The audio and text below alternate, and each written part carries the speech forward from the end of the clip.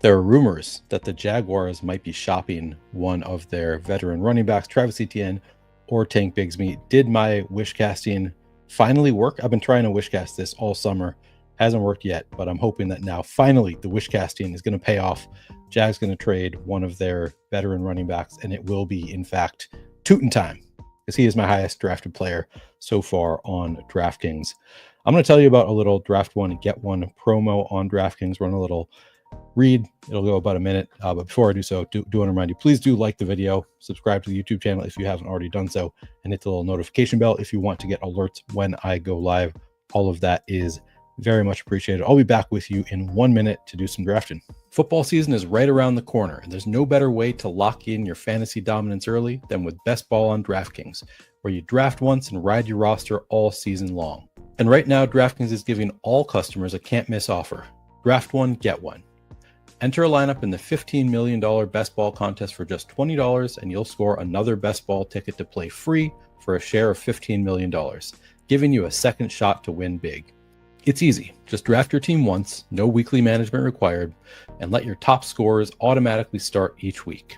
Across the whole season, every breakout star, every clutch play, every touchdown will count toward your quest for a share of $15 million. Download the DraftKings Daily Fantasy app now to draft your $20 Best Ball lineup and get a second ticket to play free for a share of $15 million. That's 2 chances to win big without ever setting your lineup again. Draft one, get one. Only on DraftKings. The crown is yours. All right, let's get into it. I'm gonna start a draft right away. Before I acknowledge you guys, let's just get right into a $20 Best Ball draft on DraftKings. Then I'll talk to you. In now, if you want to join, two more to join. What's up, guys? Vic, good to see you. Church, you're at church now. You're not here anymore. You're at church, but good to see you stopped in. Hope Zendaya is doing well. We are, in fact, close to kickoff. I cannot wait for kickoff. We're so close. Everything up to this point is like speculation. It's rumors. We're going to get real football in 2 weeks. I could not be more excited for it. What's up, David? Good to see you. Skol, indeed. Vikings vlogs in Asia. Skol from Asia. Yo. Gulf Coast Pickers. Andrew, good to see you. All right, we got the 2 spot here. It is literally my least favorite draft position, and it is the draft position that I have gotten the most, I believe. So that's not ideal. I don't love getting the 2 spot. I did get it in a 555. I posted this, by the way. I've been posting short video reviews of some of my drafts for DraftKings Best Ball Week this weekend. You can check those out if you want to on this channel. But one of them was a 555 in which I got the 102. This was just a couple nights ago. And somebody took Saquon Barkley at the 101. So I was able to get Jamar Chase at the 102. Feels a lot better getting the 102 when you get Jamar Chase to fall. I think just the upside there is awesome. I know, people that there's a history now of like a decade of the 101, the person who was the 101 1 year kind of falling off the next year. It's a lot of usage to be the 101 in fantasy. You do need to have a lot of usage. So it's kind of makes sense that there's going to be a little bit of a dip after you're the best player in fantasy. But I do think it's a great situation for Jamar Chase with Joe Burrow there, with that defense being awful. I still want to get Jamar Chase every chance I can.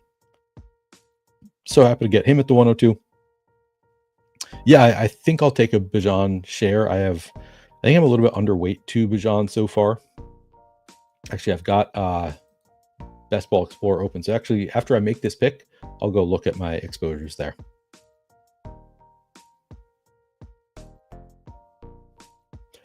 Anybody else in here with me? Yep, Jamar Chase goes 101. I'm going to pull this up.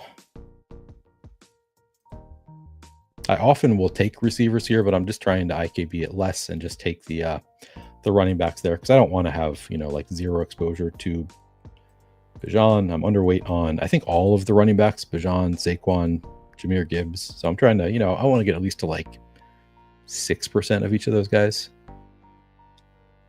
Let's take a look at my Best Ball exposure real quick. Actually, I can go to the draft board and we can see exactly what my exposures are on. This is just DraftKings, but I have 12.3% Jamar Chase. I guess I've been pretty lucky with the 101 on DraftKings, and also I've gotten him some at the 102. I guess I do have, never mind, I have 7% of Bijan, Saquon. I guess I've gotten the 102 a lot, so that's part of it. 12% CeeDee Lamb. This actually surprises me quite a bit. I have the same amount CeeDee Lamb as Justin Jefferson, so only 1% Christian McCaffrey. I guess that's part of it, is sometimes people will reach for Christian McCaffrey. I never take him in the top 6. Only 1.3% Derrick Henry. I did put out a tweet thread today, so you could check that out if you want to, on players that I think are the worst clicks on the board on DraftKings right now. Some of them a little bit controversial. People don't love all of my picks. Some of them seem to be generally the consensus. What up, Tasteful Tides? Well, I see you doing football season. I guess I didn't last year. Only MLB stuff. Appreciate it, Fact 74. Yeah, it was kind of a crazy draft.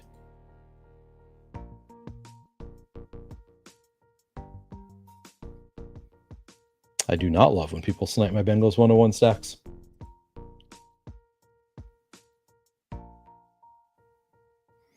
Interesting. D. Owens has 10% Ray Davis, no more than 4% of any other bill. I don't think I have a ton of the bills. Oh, that's cool. Not in Asia yet. Moving to the Philippines in a few months. Cost of living about 75% less. Okay.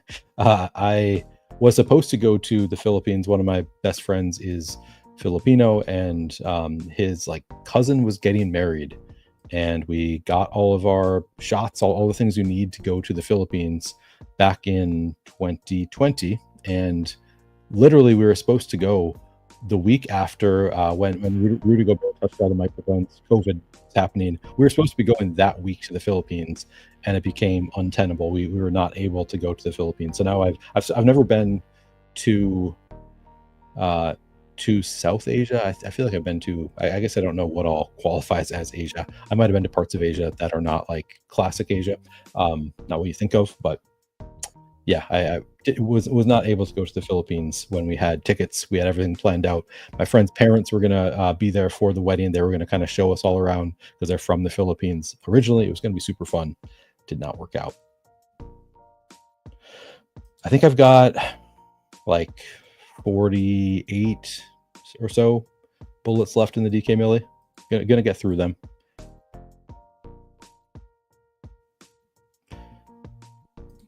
I still think Henry is solid late 1, early 2. He prioritized. I mean, yeah, he's been pretty healthy throughout his career, so I get it. I just like he's aging, doesn't catch passes. I just think there's a lot of ways for it to go wrong, and I think without the pass catching, he doesn't have legendary upside, as Pat Kerrane would call it. I don't think he has the upside to just like absolutely lap the field at the running back position. So that's kind of why I'm not into it. Is I don't think he has like the upside to absolutely smash. I think he can be like a small win. He's a classic small win, big loss type player, in my opinion. I'm going to take the value on AJ Brown here.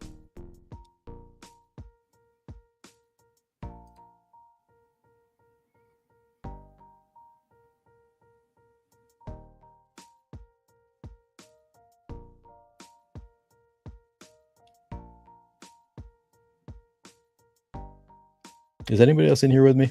I didn't look at I recognize some of these usernames, but I don't know if I associate them with any of you.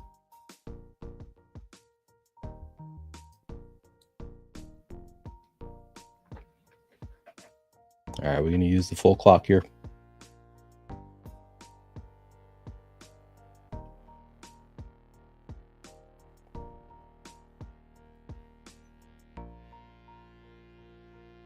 I'll tell you about all of my fades for me in a minute.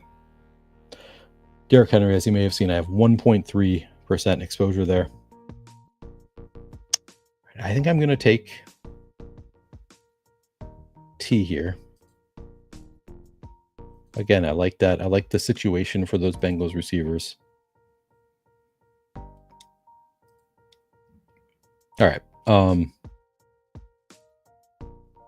Let me get back to answering questions first. I don't have a ton of Rashad Bateman. I guess my mind of Rashad Bateman, like what I picture with Rashad Bateman is like he has occasional games where he has, 2 receptions and a touchdown for 30 yards, and not a ton of like 9 receptions for 110 yards and 2 touchdown games. Like I guess maybe I'm not, my imagination is not working correctly. Maybe he takes another leap forward. And I know he actually had a pretty good year. I think he had at least 1 or 2 multi-touchdown games last year. So maybe I need to up my Rashad Bateman exposure at least when I have Lamar Jackson. But I think even outside of that, I probably want to have some, but he has not been a big target for me in that range. Do you want to try and sell me on Rashad Bateman? Is it just that you think he's going to take another step forward? It's obviously a great offense. They should score a lot. What's up, Eddie? Good to see you. I'm good today. The dog's good today. Got a lot of work to do today. This is the final day of best ball week, and I have commitments, so I'll be doing a lot of work today. I've already posted some short form draft reviews, like 10 to 15 minute long videos about my drafts that I've done on DraftKings. Did a Twitter thread. I'm going to post another Twitter thread of shorts on Twitter. So it's going to be busy day for me, but in good spirits here. Oh, that's funny. That's funny, Vic. I am not overweight on Keaton Mitchell. I guess I do think that he's one that I'm trying to get a little bit more exposure to. I might end up overweight by the end of drafting season. He has not been a big target for me for a couple of reasons. Well, I guess really just one reason. The reason being that I think he's blocked in multiple ways. Like he has Derrick Henry and Justice Hill in front of him, so I don't think he has much standalone value. But I do think he's a talented running back. I think he has multiple ways to have some contingent value if either of Justice Hill or Derrick Henry goes down. So I'm a little bit underweight on Keaton Mitchell, but I see the appeal. I think he's one that I'm actually trying to increase my exposure right now. Yeah, London in the second feels pretty good to me. Can't complain about it. Hopefully the hamstring's fine with AJ Brown. That's the one concern there.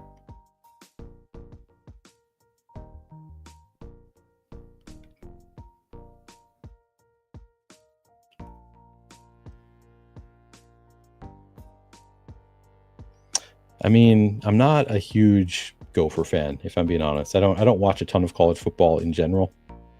So I'm aware of Rashad Bateman being from Minnesota, but I didn't like watch him in college or anything like that.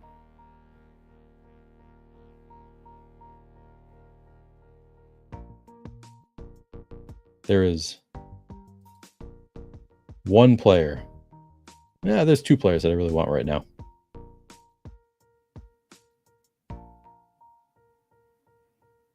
Honestly, this is kind of a fun. Now that I'm looking at the players available, there's a lot of good players here that could come to the turn here. All right, Davante Adams was one that I really wanted. Davante Adams goes, sadly. I'm a pretty big George Pickens guy.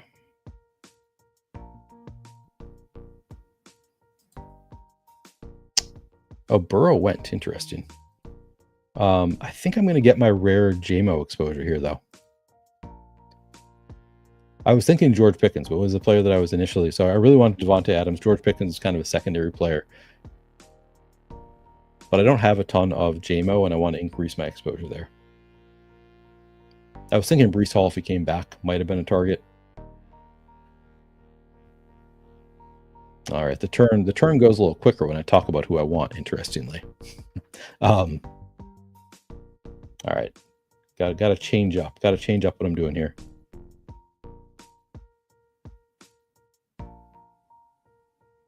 Could go Devonta Smith, do a little team stack there. Gonna get a DJ Moore share.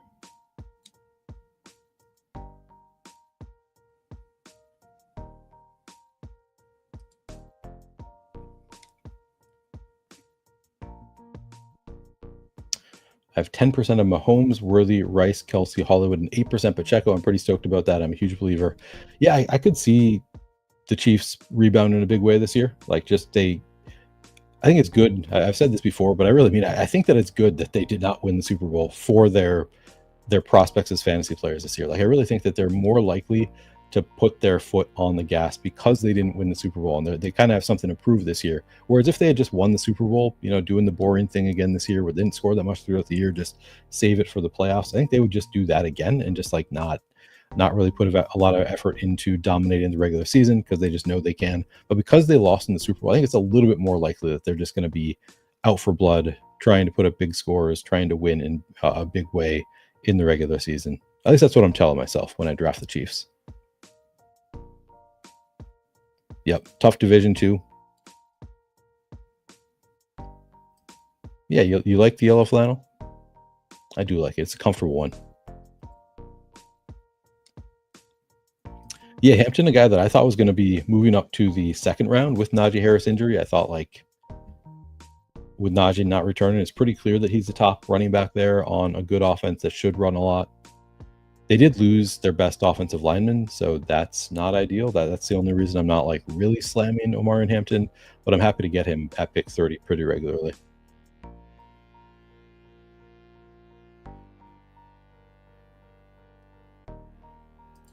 Kriath, 78% Keaton Mitchell from pre-draft. Yeah, I get it. The coaches have said though, like he's got a tough time to make it into the lineup. Like he's unlikely to see much playing time unless one of them gets hurt. Oh, there's the 101. Zach there says no snipe there, just turned in after seeing your name pop up. All right, no worries. Just joking around because you use the full clock for the first turn and then not the second turn. So I thought, oh, is this because I'm telling you exactly what I want here? But it's cool. Those are the good picks. Breece Hall, George Pickens. I get it. Appreciate it. OMG Lols.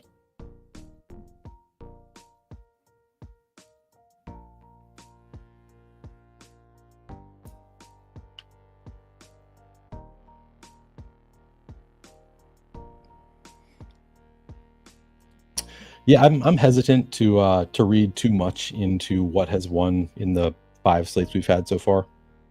To me, it's just like that's really small sample size, and it's all dependent on where they've gone. So like we've had some awesome late round quarterbacks in the years that we played. We've seen Baker Mayfield go, he went super late last year. He came in, he was awesome. I'm trying to think who it was the year before, but Brock Purdy the year before. Bo Nix, who I guess is not a, is a rushing quarterback. But I kind of think that the data, everybody loves the data. You throw the word data on anything, you put some charts out there, people just go crazy for that stuff. And at the end of the day, we've had 5 slates. I don't think it means that much personally.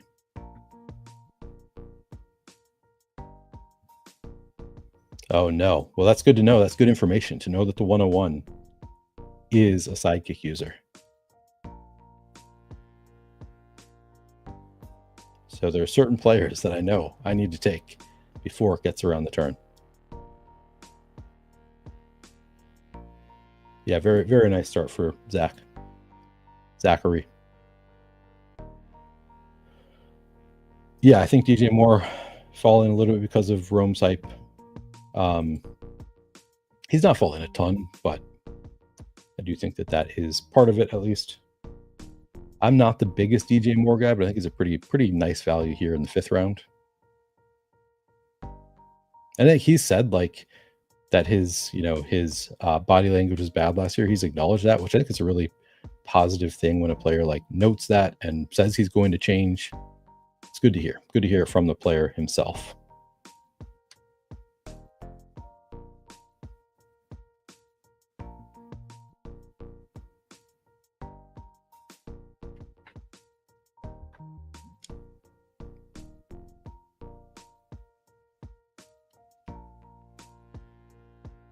All right, we're using the whole clock again. It's going to be a long draft, isn't it? Really hoping I was going to get RJ Harvey there. Harvey and Hunter, those are the 2 players I really wanted there. So that's kind of painful. I'm actually going to take... I think I'm going to take Matthew Golden here.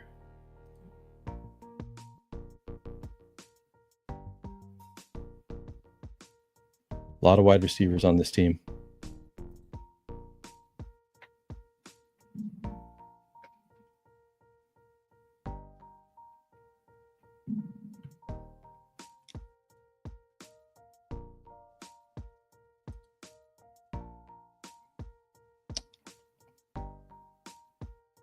Who do I want here? I wanted Laporta. I think that was for my stack would have been nice. I could do Rome. Do I want to do a Bears? I don't have a ton of Bears double stacks. I'm going to do that.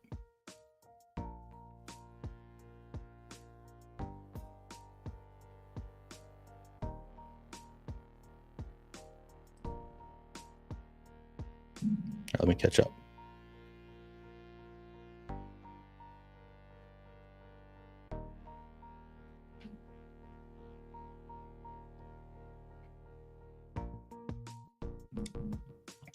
It is not ideal to have people watching your draft. It's fun though, it's one of those things. Like there's pros and cons to everybody knowing exactly what I want to do. I guess there's only cons to everybody knowing exactly what I want to do, but there's pros to drafting. It's a good time.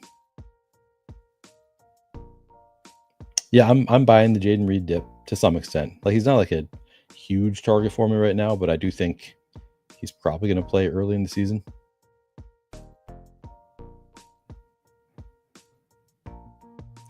Henderson at 33%. If you got most of that before he shot up boards, that's got to feel pretty good.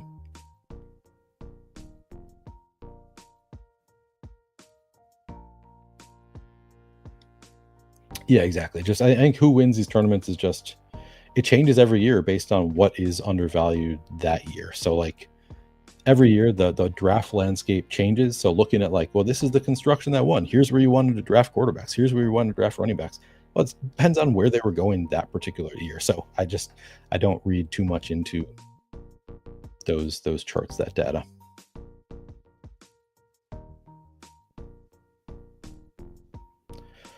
I am not prepared at all for Jeopardy tomorrow. I'm also like pretty tired. It's been a really busy week for me. I was hoping to prepare a little bit more for DraftKings Best Ball Week, but then I was invited to the MLB Live Final and was not able to so I was planning to get some of the work done ahead of time, have some, short videos put out, have some thumbnails done, all that kind of stuff. And then just wasn't able to do that because I was traveling.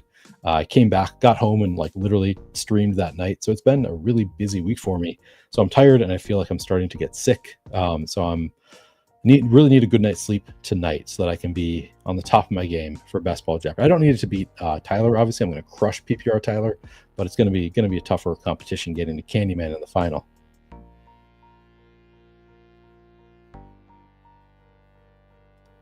That's really funny. Not fooling around. Chris says, I was saying to myself how tough it must be to draft in 30 seconds. We did 1.5 minutes yesterday, and I was super grateful when people took the entire time. It's a little bit different on in Best Ball because I'm drafting so many of these, and it's a lot of people kind of following ADP, so it's much simpler. Whereas if you're drafting elsewhere, non-Best Ball, it's way more chaotic. You don't know who's going to draft where.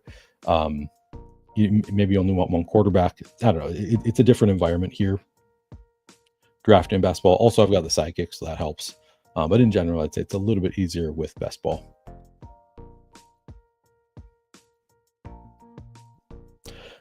Beautiful start on the eve of zero RB. Who's dropping a zero RB article? Is that a leg up thing? Sanderson thing?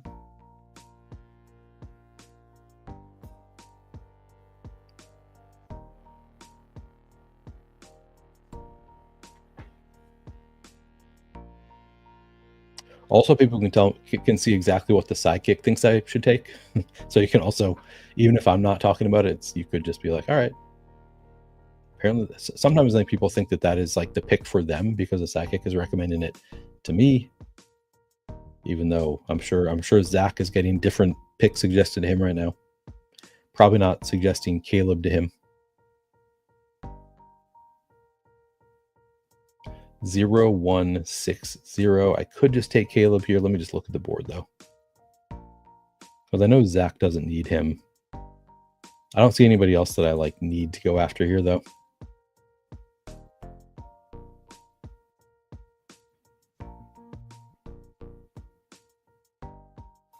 I'll go Caleb. I'll let Zach have his Mark Andrews if he wants him. I thought about taking Mark Andrews. He actually has Sam Laporta. Maybe he doesn't even want him.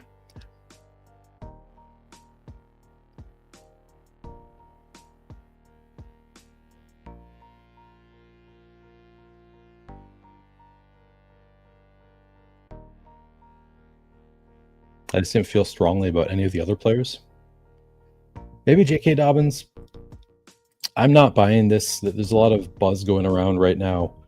Benjamin Albright saying J.K. Dobbins is going to be the starter to start the season. He's a Denver beat reporter who seems kind of down on RJ Harvey, at least is my impression. I'm not at all. I'm going to keep just taking all the RJ Harvey I can. I think he's awesome, particularly on DraftKings where it's full PPR.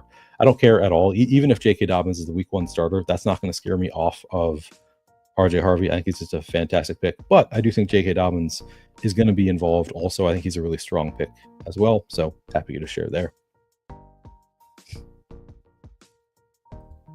I have not tried to get any of those qualifiers, King of the Desert or anything, but yeah, it'd be cool to get.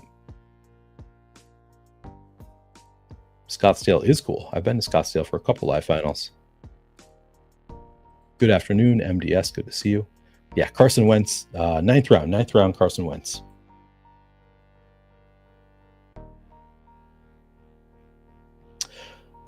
I love Brock Bowers at ADP. I think Genty is fine at ADP, but I would agree if you said one of them is a bad pick at ADP. Like it's unlikely, I think, that both of them crush ADP. Maybe it could happen, but yeah, not the best offense. 2 players that go really early. So I'm a little bit nervous about it because I do think you're probably right that they're not both going to smash. But I think Bauer's probably going to pay off. I'm a big fan. I've watched Mason from Flock a couple times this week for the first time.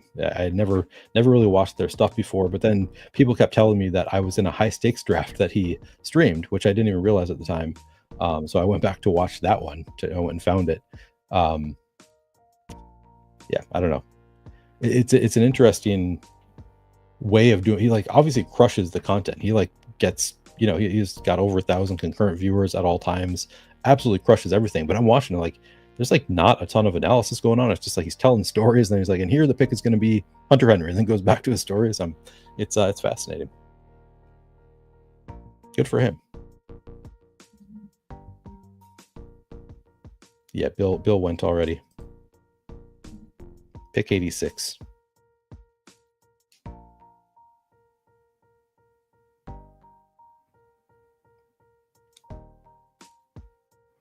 Meanwhile, on this channel, Tyler and I started talking about our childhoods for about a minute and a half yesterday, and we got yelled at immediately.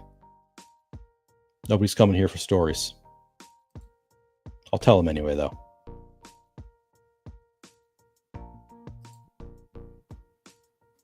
One, 2, 6, 0. Not giving myself a ton of optionality here, but we'll see what we can do.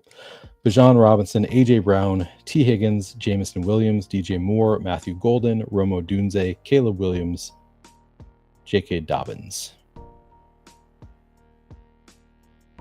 Psychic wants me to take Brock Purdy. Interesting. I've got the game stack. I don't have anybody from San Fran, though. I guess I could do a later stack with Brandon Ayuk.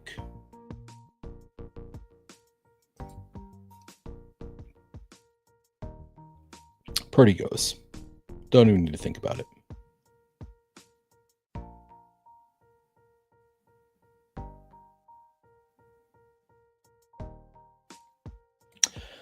Yeah, that's the thing. Like, I go back and forth on the Bill thing. It really depends on like where, like who's going where he's going. Like what is the opportunity cost at where you're taking him? To me, going ahead of guys like Jordan Mason is too much. I'm also a pretty big Jordan Mason bull, obviously, so that's part of it. All right. Do I want to go Kincaid? I guess I don't have a tight end yet.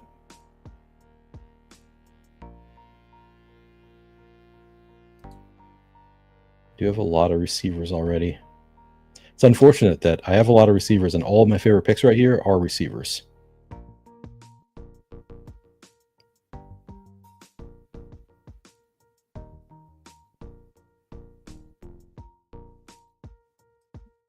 I should have gone Jordan Love in retrospect, because I do have Matthew Golden. Surprised the sidekick was not recommending it to me. I guess I've got other outs. later, or I guess it's wanting me to do back sacks. Interesting. Oh well.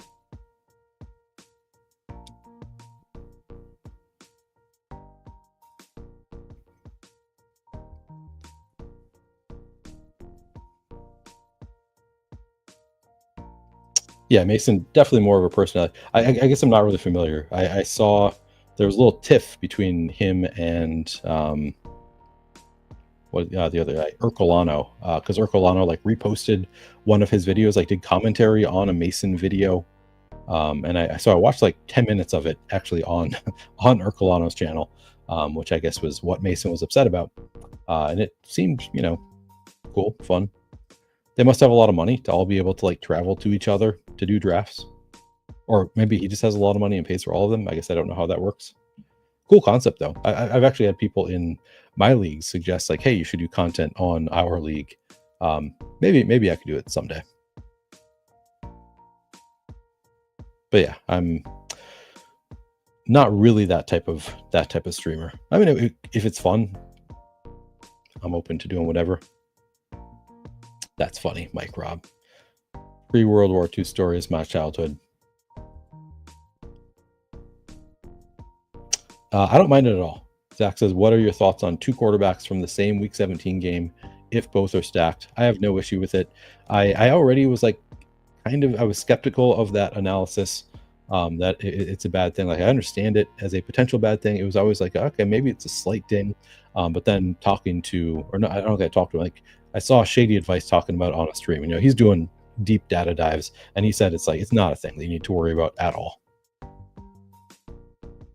So with Shady Advice saying it's not a real thing, he's a guy that I trust inherently.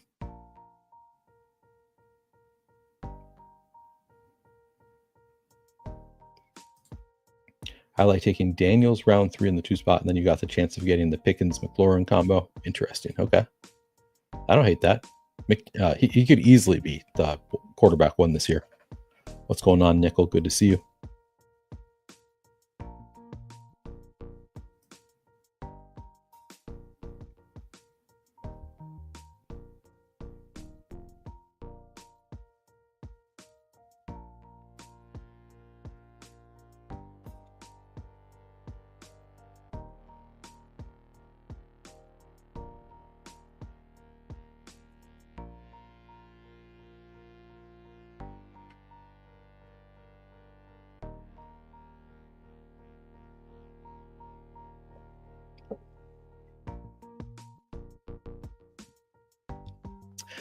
This remains probably my biggest disagreement with the sidekick guys is I think Keenan Allen's a smash here. Pick 143. Luther Burden would be stacked, and I do have the other Chicago receivers. I'm going to do it this time. I'm going to do Luther Burden, but I'm usually just taking Keenan Allen here.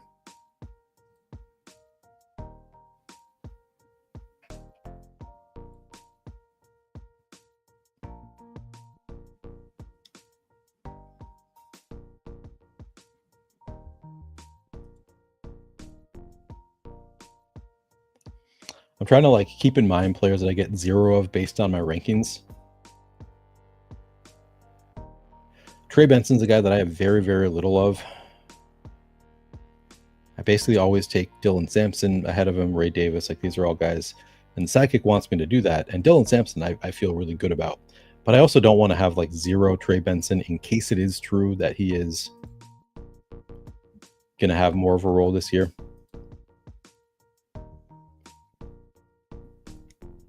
I talked about Trey Benson with Tyler when he was on the stream because the coaching staff, in my opinion, had gone from really bullish in the way they talked about Trey Benson to pretty bearish. Like they went from we've got 2 starting running backs, that's the way we see it, to last month the head coach saying like I never said that. That's not my opinion. I think you got to work for your role.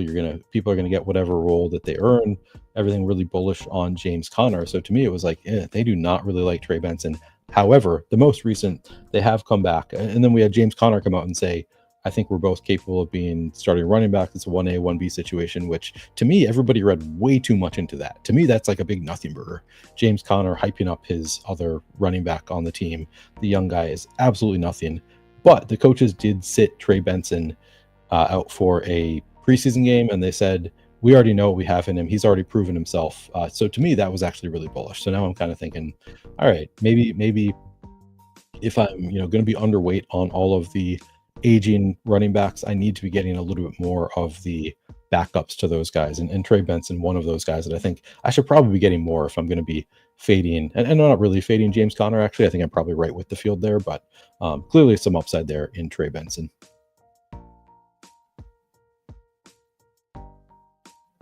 Yes, we are drafting the winner today. Nickel. Actually does not look like the winner to me so far, but we'll see.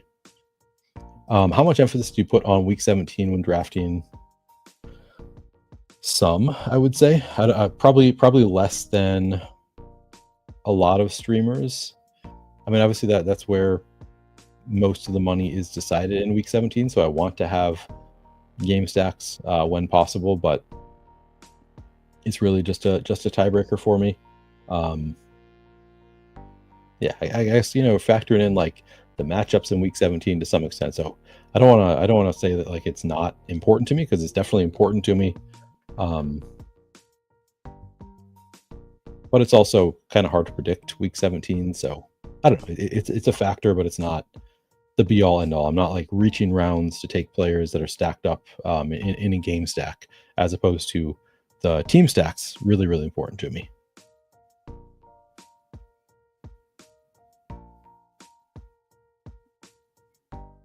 Ollie Gordon at 159 in this one for those who are tracking.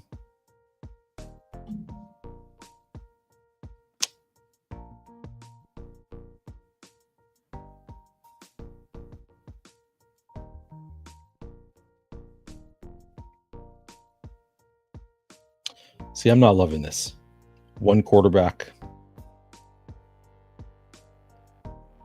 Still not being suggested to take quarterbacks. It's I'm usually I go out of my way to stack my quarterbacks, so I kind of wish that I had been paying closer attention in this one.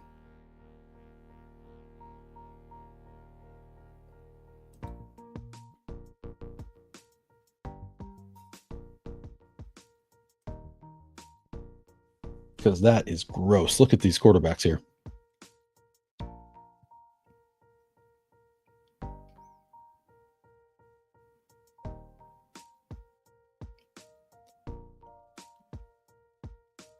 Same bye week.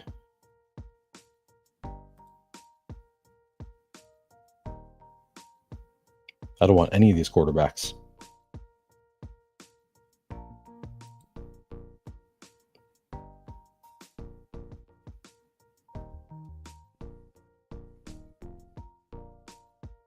This is not my favorite draft. I do not think I'm drafting the winner here.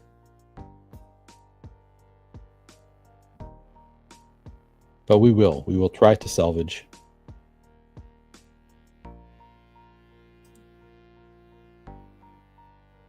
Rare share of Cedric Tillman.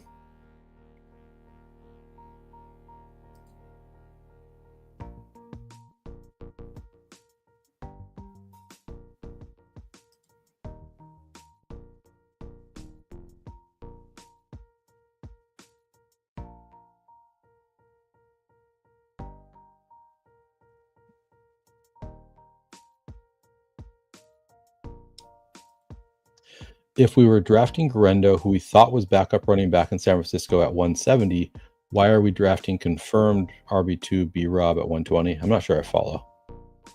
I'm not taking B-Rob right now because I don't think he's going to be just like the clear-cut starting running back if anything were to happen to Christian McCaffrey. Like, yeah, they did say like we trade him to be our running back too, but I think there's a lot of running backs there in the room. If Garendo's healthy, I don't think that B-Rob's just going to step in and be like the clear-cut starting running back.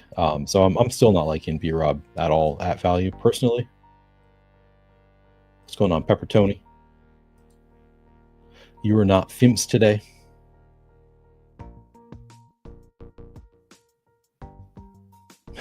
That's funny. Well, he says pick. I mean, I was already Matthew McConaughey screaming at his past self when I did not take Jordan Love. Like, man, that was a big mistake. That was the biggest error. Was if I had just looked at my team and realized that I had Matthew Golden, I would have thought, oh, I need to take Jordan Love on this team, and instead I just got sidetracked.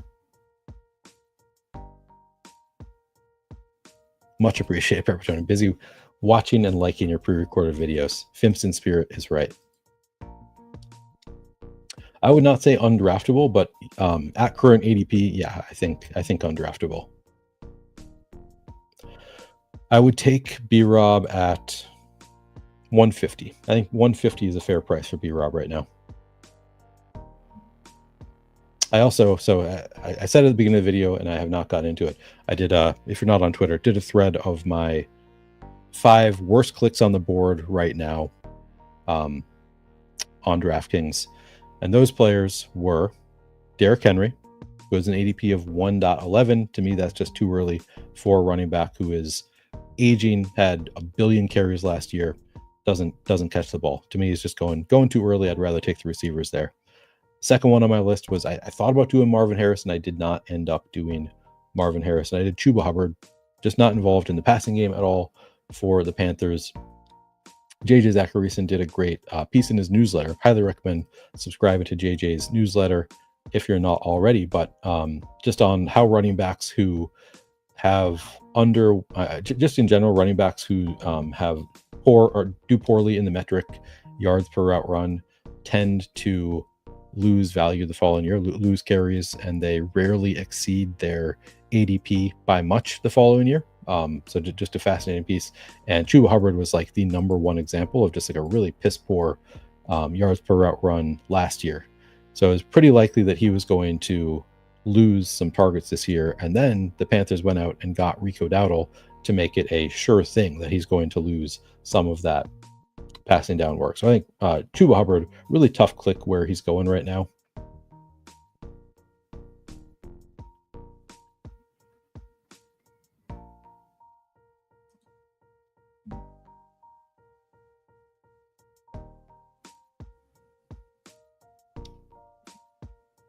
All right, I'm going to go Kyle Monunga. I just don't love Kyle Monunga. I'm actually going to go Keaton Mitchell. We were talking about him. I think I need to up that exposure a bit.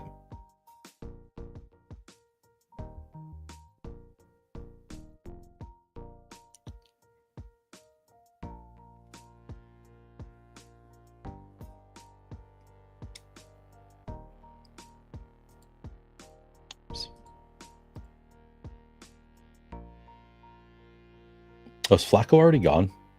Damn it. I missed that Flacco was gone. Yeah, Flacco's gone. All right, I'll do it. I'll do Aaron Rodgers. Was going to get a rare Flacco backstack. Where did he go? Oh, he went in the... Okay. Pick before Dowdle. A couple picks before mine. Yeah, this is a thirsty quarterback room. Or maybe it just felt like that because I didn't take quarterbacks when I should have.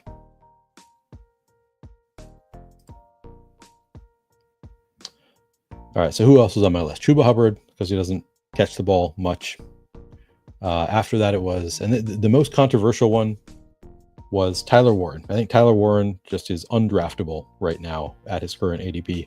I think he's being drafted at his absolute ceiling, essentially, on DraftKings. It was pointed out to me that I had all summer to draft him at pick 120, and I didn't. And I kind of regret that. I think I should have probably drafted him at pick 120 or so. I saw Matthew Berry put out a piece today saying that he is one of his guys this year. He's really high on Tyler Warren. I'm just not really seeing it. I think that offense is not good enough to support that many players.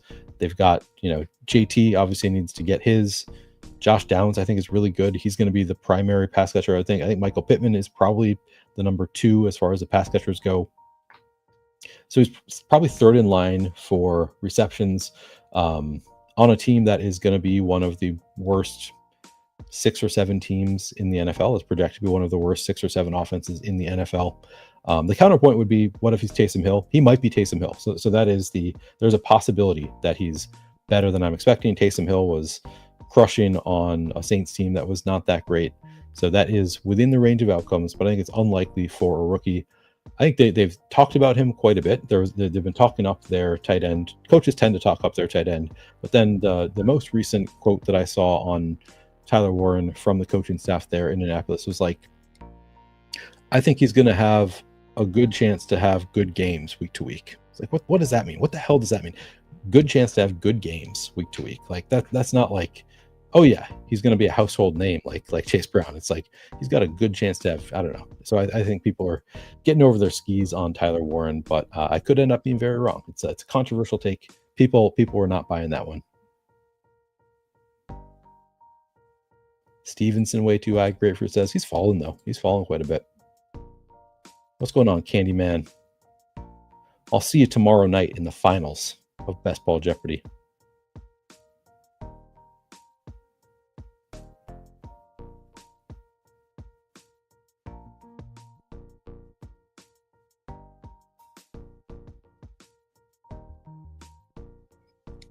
That's funny. Got drafted to vacuum.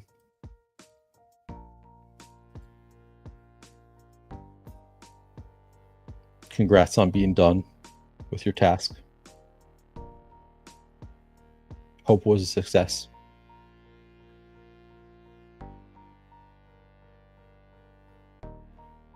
Pug Frog looks like he's getting a lot of my guys. It's a fun team.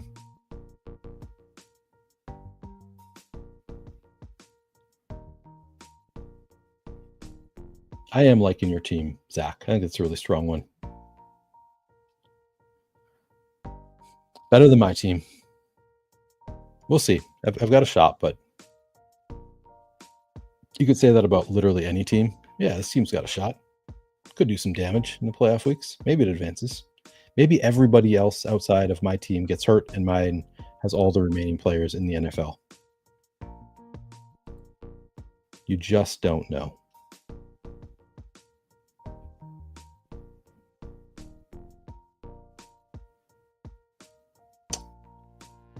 Kavanagh is still there, but Woody Mark's still there. I think Woody Marks is my preference.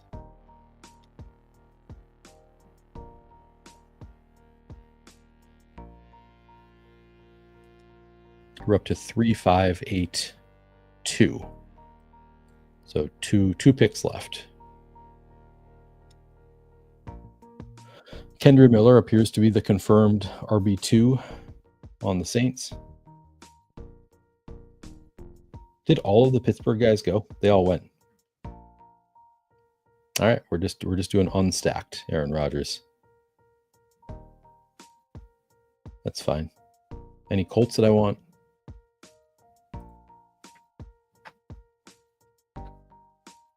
Otherwise, I'll just go with Kendra. Yeah, we'll just go with Kendra.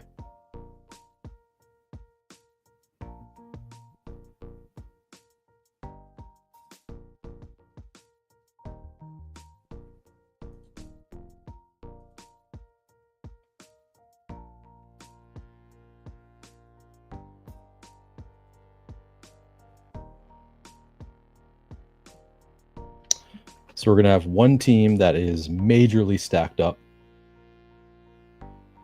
and then two unstacked quarterbacks. And we're going to like it. 3-6-8-2. Go back here.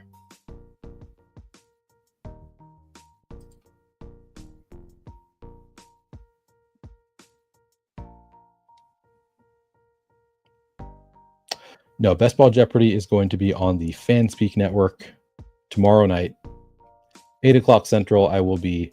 I'm joking about facing Candyman in the final. I have to get through.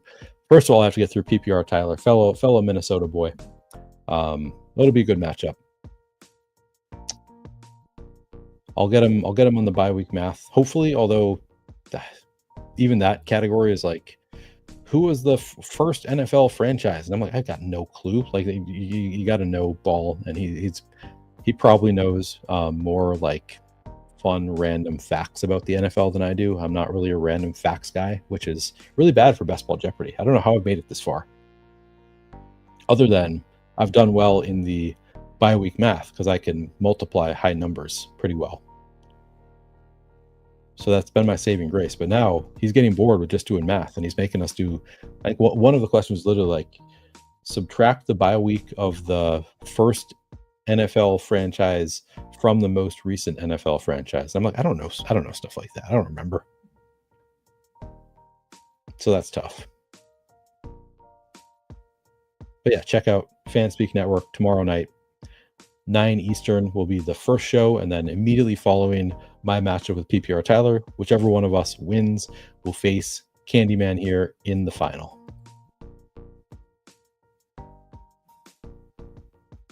Nice job. Nice job.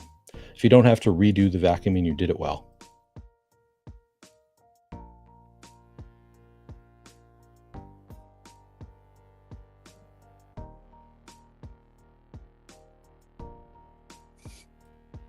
Yeah, so the first, I actually lost my first matchup of Best Ball Jeopardy. It was against Pete Overzet, and to be honest, I never really had much of a chance because he like cleared off one section of the board before I even got to go. But then I got my turn, and my first question was a bi-week math one where it was divide a number by a negative number.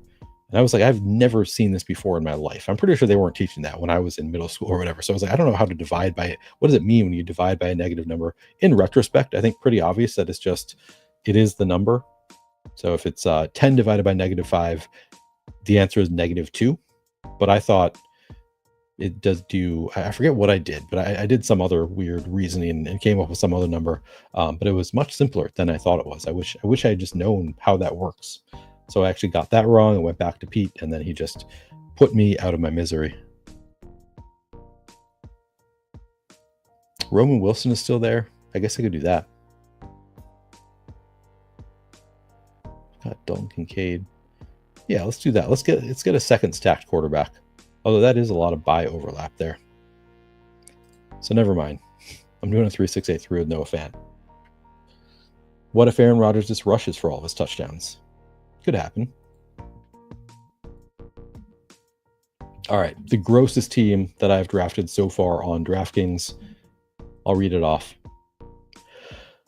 Got Caleb Williams, Bijan Robinson, J.K. Dobbins, A.J. Brown, T. Higgins, Jamison Williams, Dalton Kincaid, DJ Moore, Matthew Golden, Rome Odunze, Dallas Goedert, Luther Burden, Trey Benson, Daniel Jones, Cedric Tillman, Keaton Mitchell, Aaron Rodgers, Woody Marks, Kendra Miller, and Noah Fant. It's a 3-6-8-3 classic build in that sense. Just not happy with the stacking, with the quarterback situation. Overall, I think a pretty gross one. Yeah, nice draft there, Zachary. You have a nice one. Yours could absolutely do some damage. Advance there. I should have gone Turpin, as JSU points out. JSU, do you want to come on? I was thinking before the stream, I was like, I should send a link to JSU, and then I got sidetracked because I was posting another video before I came on. I'm gonna do 1 to 2 more drafts here. So if you are bored, JSU, I will I'll send you a link. All right, let's see. You know I'm a big Turpin guy. I could have done Turpin on there. But just getting a 3-6-8-3, give me one thing to hang my hat on to feel okay about the draft. I decided to do that instead.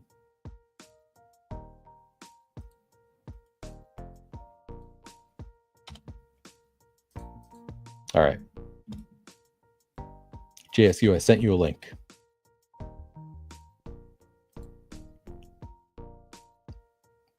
Appreciate it, Andrew. Yeah, thank you for the reminder. Please do like the video if you haven't already done so. It's very helpful to me as I'm trying to grow the channel. Just gross enough to win. We can dream. We can dream. We were, in fact, taught that you can't divide by 0. I knew that much. But divide by a negative number. Nobody taught me how to do that. Yeah, pick one. That's Zach's team. Looks really good. And yes, don't forget to sub if you're not already subscribed to the channel. I've said that I need to get to 5,000 by the end of this week, and I will stream at 5:55. But honestly, if we just get there by the close, I'll probably do one by the close of the drafting season. So yeah, please do subscribe to the channel if you want to watch a streamed 5:55 draft. I'll take a look at Zach's team real quick since we've been talking about it. And then I'll get another one. Zach goes Lamar Jackson, Josh Jacobs, Breece Hall, Jamar Chase, George Pickens, Chris Olave, Sam Laporta, Mark Andrews, Jaden Reed, Jaden Higgins, Jordan Love, Ramondre Stevenson, Chris Godwin, Tyler Algier, Wan'Dale Robinson, Blake Corum, Jackson Dart, Adonai Mitchell, Theo Johnson, and Brashard Smith. Another 3-6-8-3 build, but with better players in mind. So I like that one. All right. We got our guy here. Hang on. Let me put up this guy, and then we're going to bring him in here. JSU from Rumpier Sports, drafting again together. What's going on, John? What's up, man? You know, the only reason why I even realized that you were streaming was because when I sat down to my computer from getting home to eat, I got the notification on my desktop that you were live. So it's just another reason why, if you're not subscribed to the channel, that's how simple it is to know when someone's live. You just get that notification right on your desktop. That's why you ring the bell. That's why you click the subscribe button for Neil. Exactly. Or, you know, a channel that you appreciate, you watch. It's the easiest way to do it. Exactly. That's how you get to know. Yeah, I'm glad that you're around, because I literally, like, just before the stream, I was like, oh, I should send JSU just in case he's around right now, because we talked about maybe streaming together today, and then I was like, I just got sidetracked, and then I was like, it's too late now. But then I saw you, it's like, all right, let's do it. You can always just send it. If I'm around, I'm around. If not, but yeah, no, I was literally just I got home like 20 minutes ago. I sat down at my computer like just now after like giving my dog a treat and wash it up and stuff. And I was like, oh, Neil's live. I'll just go on there and say something, you know, like, come on, draft somebody or whatever. And then I saw you were finished with your draft. So I was like, yes, this is perfect. Kevontae Turpin time. But I didn't do it. Did not get Kevontae Turpin. How was your? Are you? Go ahead. I was gonna say, what's up with the tootin' time on the? It's always been tootin' time, hasn't? Oh, it's on always your graphic. Listen, John. Let me show you. Go back to my Exposure. Bashal Tootin. 33% Bashal Tootin on DraftKings. Oh, that's more than me. I only got like 27 or 25. I can't even remember. I got to up my game before. You got to up your game. Get your Turpin. Yeah, but yeah, the Tootin time is. Just as I was setting it up, there's rumors today. Will Shipley, is it not Will Shipley? Whatever the guy, Shipley, the beat reporter, is saying that he thinks that one of the veteran running backs on the Jags is going to get traded. So that, to me, that would be like wheels all the way up for Tootin if one of the vets gets traded, because that means it's probably going to get started earlier than we're expecting, like take on a bigger role. Okay, that makes more sense. Sorry, I was just posting the link in our Discord. See if nice get a few more few people in here. But yeah, that makes sense. I mean, I thought that was like what they were thinking about doing anyways when they go and draft two running backs, and you know, Tank and ETN are there, and they haven't had the best like full seasons, you know what I mean? Like they've had, you know, ups and downs, but you know, last year was tough for ETN and Tank. I was like, now they go draft two guys. It's like, oh, this makes sense to get rid of one. So the question is, where do they get rid of the 1-2 if they do it? Because I do think they try. It's okay. So is it Tank or ETN? And then it's, where do they go? You know what I mean? Because B-Rob going to San Francisco, and I think all of us were kind of in the oh shit. I was caught off guard. You know, didn't see that one coming. I thought it was going to be Miami. You know what I mean? And then all of a sudden it wasn't Miami. It was because the reports were coming out, and it made sense, right? Like Jalen Wright gets hurt, and then all of a sudden it's like, okay, what's going on here? But my fear is ETN goes to the Cowboys. That's my biggest fear, because I've got Miles Sanders bags. Who, I mean, he might get cut anyway, so that's already probably dead. But it would be especially dead if ETN gets traded there.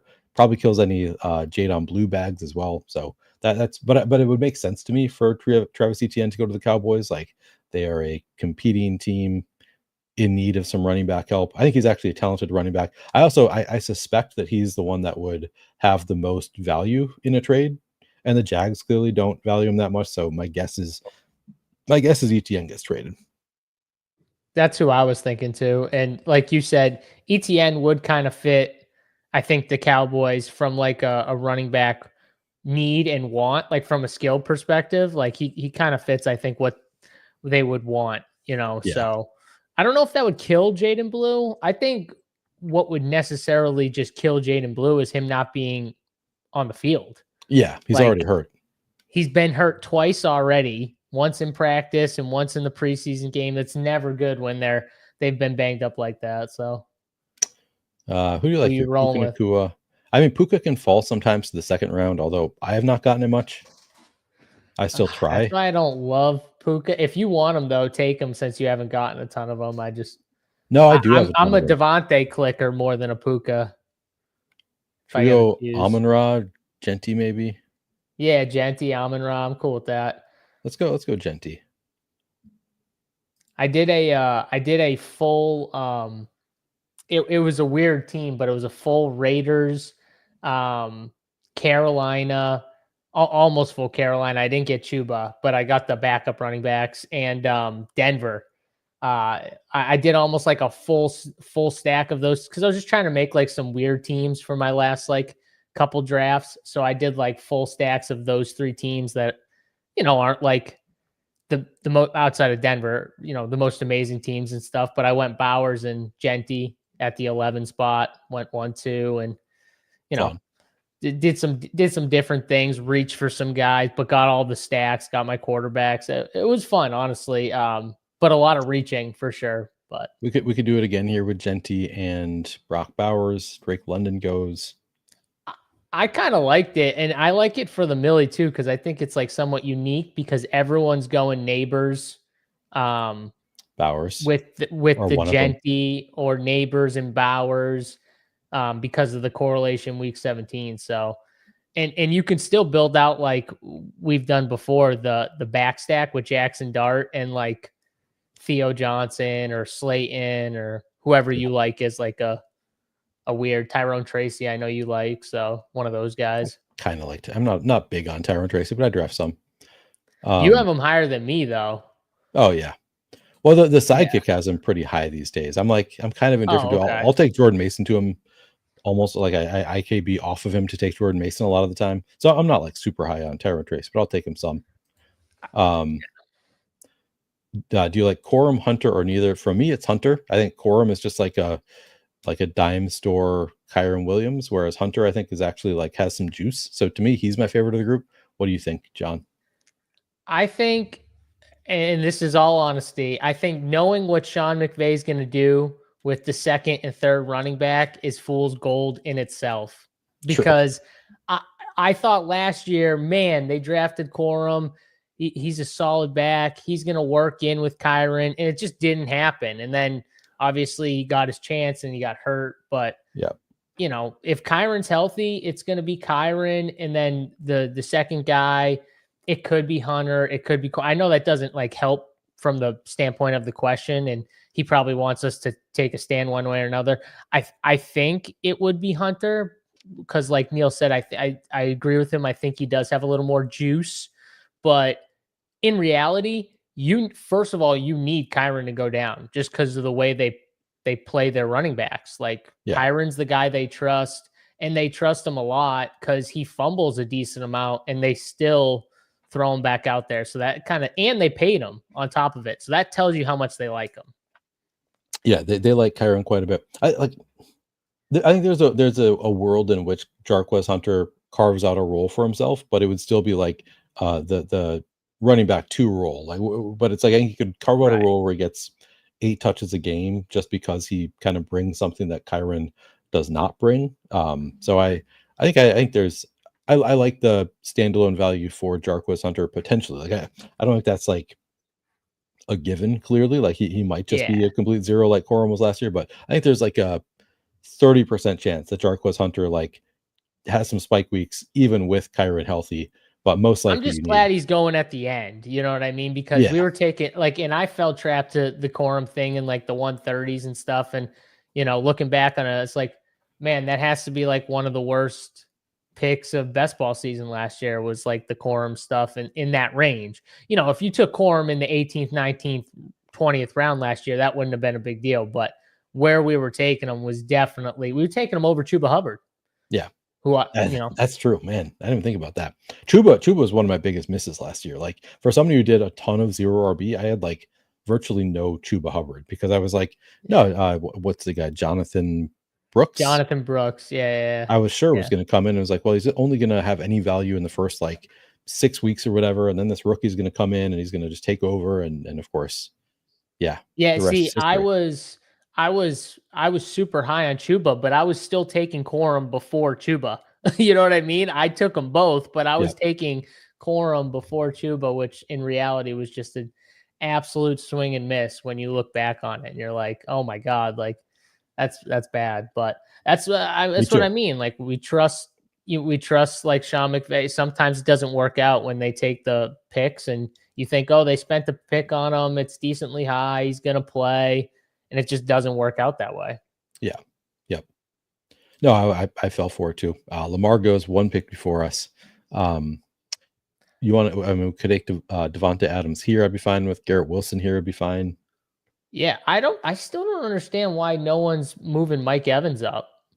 I like Garrett Wilson the best, just to be clear, Okay, out of okay. those guys. But I still don't understand it. Emeka Buka flies up the board. All these guys are hurt.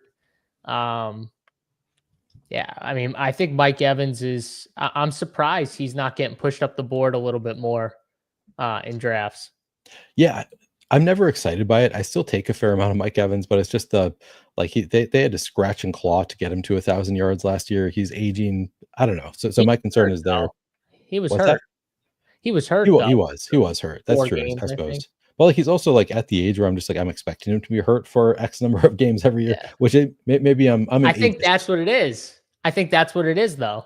Yeah, I think people are like, okay, he's going to be hurt for at least 4 games this year. We'll yeah. slot him for, 13 games. And at that, he's going maybe a little too high. But No, the you're right. what if in best ball is kind of how you draft, right? Like the what if Mike Evans does play all 17 games? And what if Chris Godwin is even more hurt than we think and doesn't come back after 4 weeks or 5? Like, that's the what if game you play.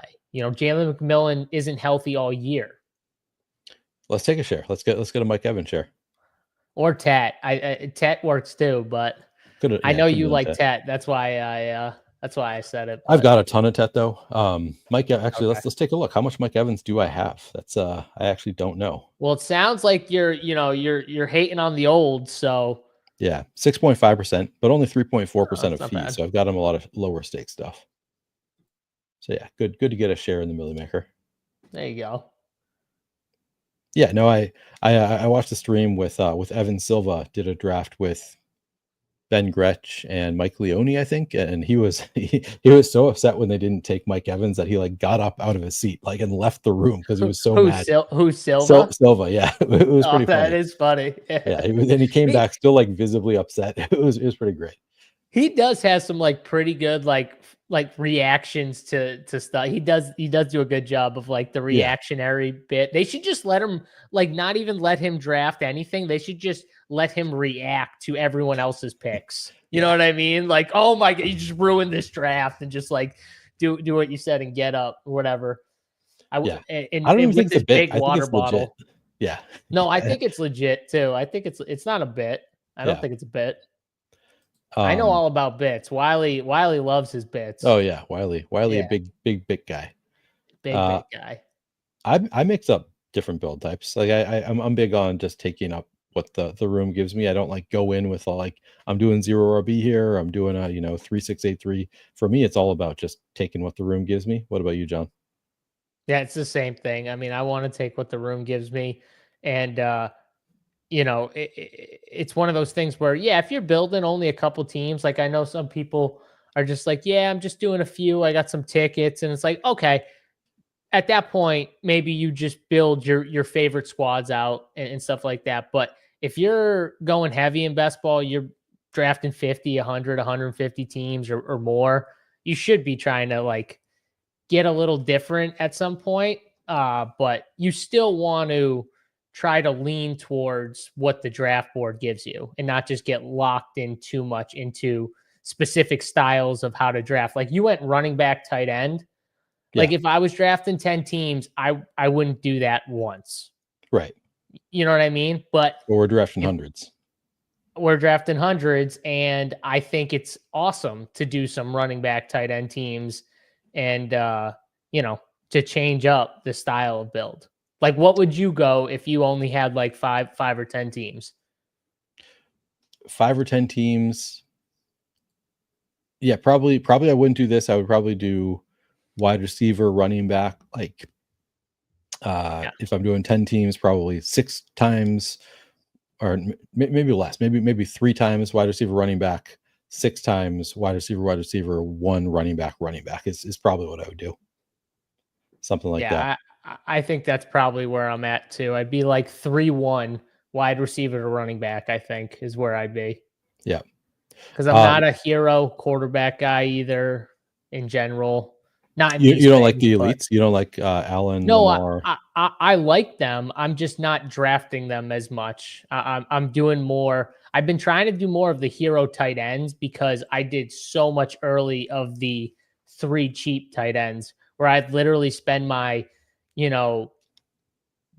probably 3 of my bottom 5 picks on tight ends and just with it. You know what I mean? Like the Fannons, the Terrence Fergusons, Mason Taylors, the Chigo Conquos, all those guys down there. You know what I mean? I'd like mix them up a little bit. Arroyo, get like 3 of them. You know what I mean? And just hope like 2 of them can break out or something like that. Give me a Tucker Kraft style season or even a little less than that still would work. Yeah. I was really hoping for Jaden Daniels to fall to us right there. 2 picks before us, goes at 56.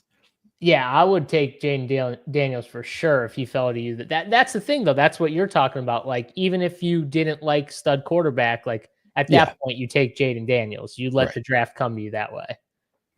DK Metcalf is here. DK is falling, huh? DK is falling a bit. I like RJ a lot. I think he's my highest running back. He's one of my highest. I'd be fine going RJ again. Yeah, I mean, it's up to you. I mean, I'm fine with either of them. So let's do RJ. I like him better than DK in general. I do like. I think and there's DK good wide receivers still there. So there's a bunch of good wide receivers. Yeah. It's kind of what I was thinking. Like sometimes you want to make sure when you're in, what do you pick 10, Neil? Like when you're in this like 10, 11 spot, you just don't want to get sniped to where you feel like you got screwed because you wanted a position and there was only like one guy you liked and he goes. Whereas like the other position, there was like 3 guys you could see yourself taking. So that's kind of how I felt with your draft is like, yeah, RJ Harvey should be our next pick, but in reality doesn't matter because there's so many good receivers still left. We're going to get one of them. Exactly. It was like RJ Harvey was the end of a tier at running back, and then the tier at wide receiver is like 5 more deep. So exactly. Let the room dictate. I would have Tony Pollard like up there too, but yeah, I do like Tony Pollard. It's just the point though that you're making. Yeah. Like, yeah, Daniels at 56 is absurd. Ja'Cory Croskey-Merritt goes at 62. That is absurd. That is absolutely absurd. Do you like Jalen Waddle, Travis Hunter? I would definitely go with the upside of Hunter over Jalen Waddle. That's just my that's typically my only counter would be if we wanted to do like a Miami Tampa thing, we could do Waddle, but we can still do that though if you want, like later with Miami guys. True. That's kind of what I like doing with Miami guys. I'm very worried about Miami. I'm very worried about Tyler. I put out this tweet too, Neil. So I put it out like a couple days ago because I knew this is what was going to happen because I saw how Tua and Malik Washington were connecting the first time they played in preseason. And I was like, okay, like this is going to be a good connection. And in the 3rd preseason game, I knew like when Tyreek Hill was, I knew this was going to happen. Malik would look good with Tua in there. And I didn't know if he was going to score a touchdown or not, but I'm like, I should put out this tweet. Like, so 2 days before the game, I put out a tweet just saying like, I would start drafting Malik Washington in the 19th and 20th round. Like, oh, that's right. now I saw the tweet. I tweeted that. And then I got made fun of by a few people, I saw Big T. Even people, yeah, my friends, my asshole friends were making fun of me. And then he goes out there and he doesn't just score a touchdown. It's not like a touchdown, Neil, that was like scripted out, right? No. It was a touchdown where he caught the ball, he turned up field, and he like made the touchdown. He should have been tackled, you know. Yep. He made the touchdown. And on top of that, he had like I forget if it was a kick or a punt return where he like juked some dude out of his shoes. I don't know if you saw that, but like he absolutely juked the shit out of someone. And I was like, yeah, this dude's going to be good. If Tyreek Hill misses time, this is the dude you want in fantasy. He could be. Yeah, I agree. I saw that play. He looked amazing on that touchdown. He was a guy I drafted a fair amount last year and then kind of forgot about him for most of the summer because it was like nobody's talking about him. He's buried on the depth chart. But I'm with you. I think that he's a good late round click. I've taken him actually a few times this week, but he might be moving up too quickly where I'm not going to get that much of him. We'll see. Yeah. Andrew Nolan, I see you in chat right now. Get out of here with that crap.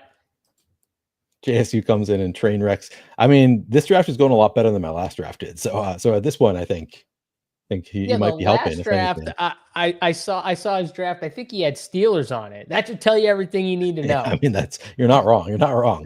But to be fair, I only had one Steeler, which is that better or worse? I just took naked Aaron Rodgers on that team. No, I thought you took Roman Wilson as your last pick.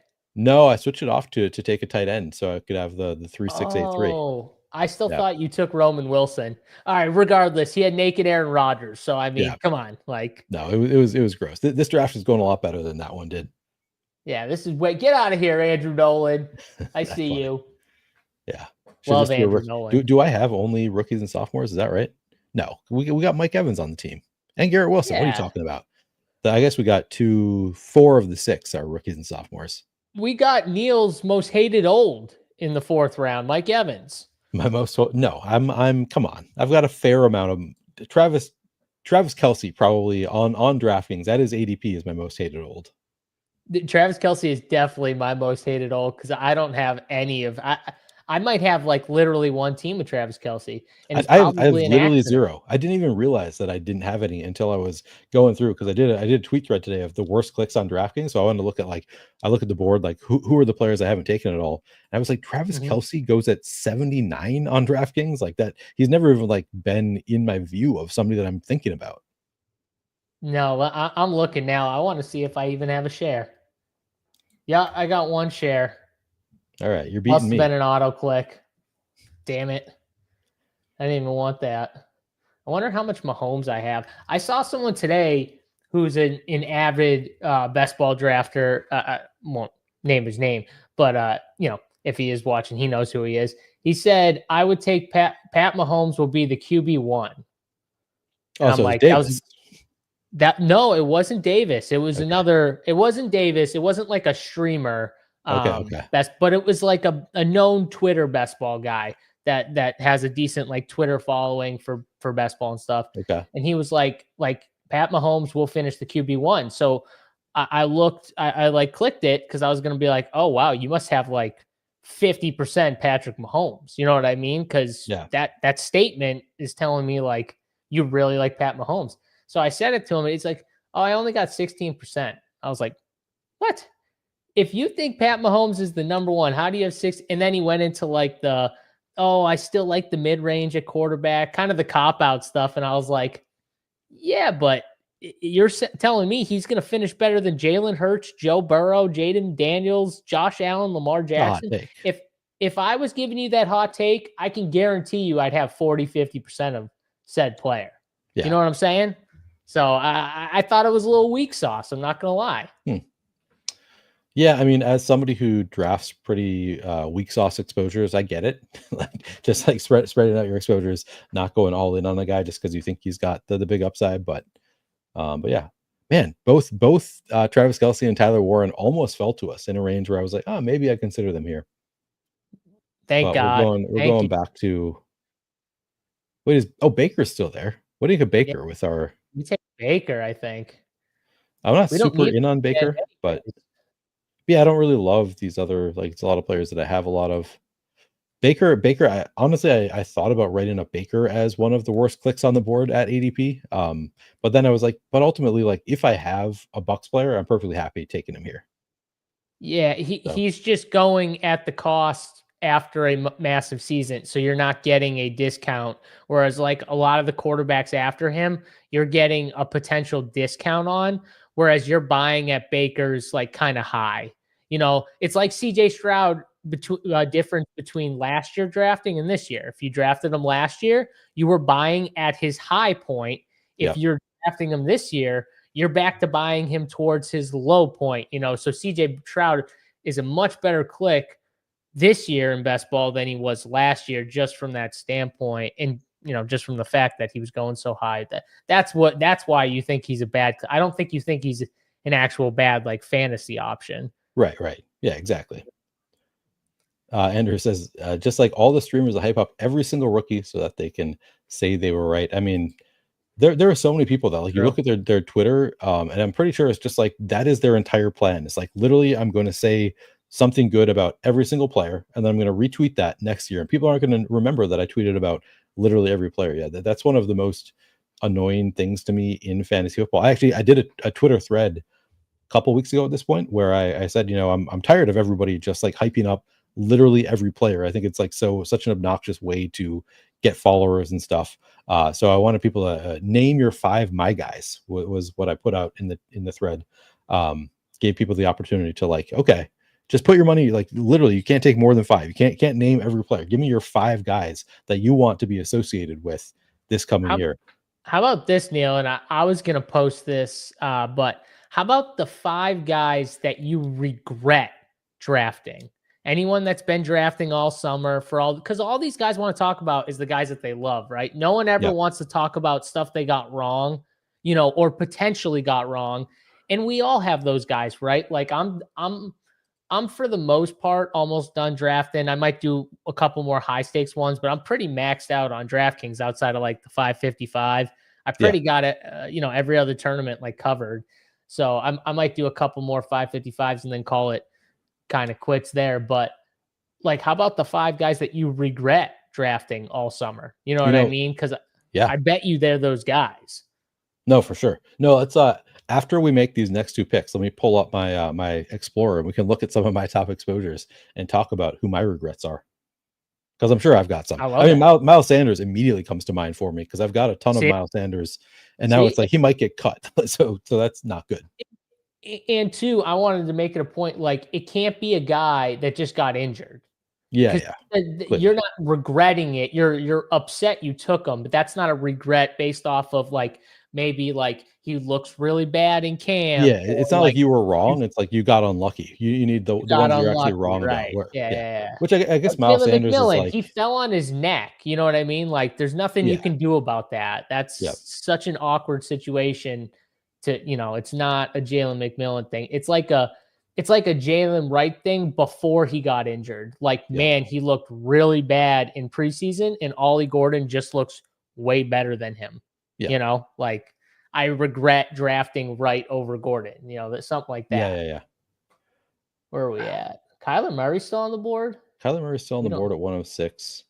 We don't have Could go anyone Josh there, Downs, Drake Mays.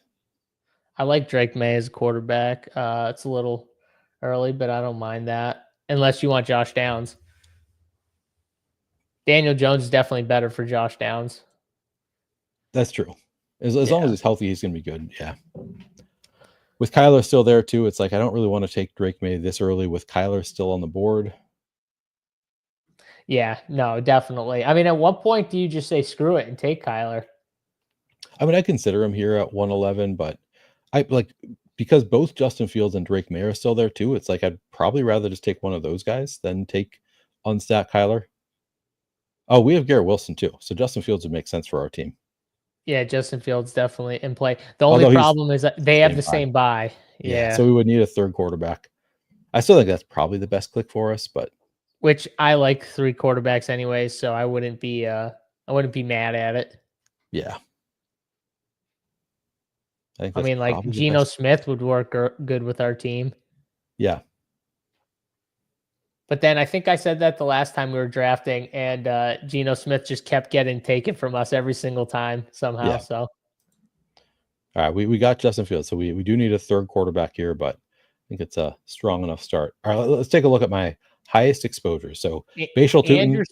Andrew said in chat too. He said, "I got smoked by Jalen McMillan. Not gonna lie, I regret drafting Joe Mixon over Pacheco and Aaron Jones early in best ball." Well, so that's not a regret, like, because now you know Joe Mixon, but is hurt. But yeah, I mean that's closer to the point. Like, you know, Garendo getting traded. Nothing you can do about a guy getting traded. Even though I drafted Garendo too. Like, those are just tough things. I feel like, you know, unfortunate things that happen. Yeah.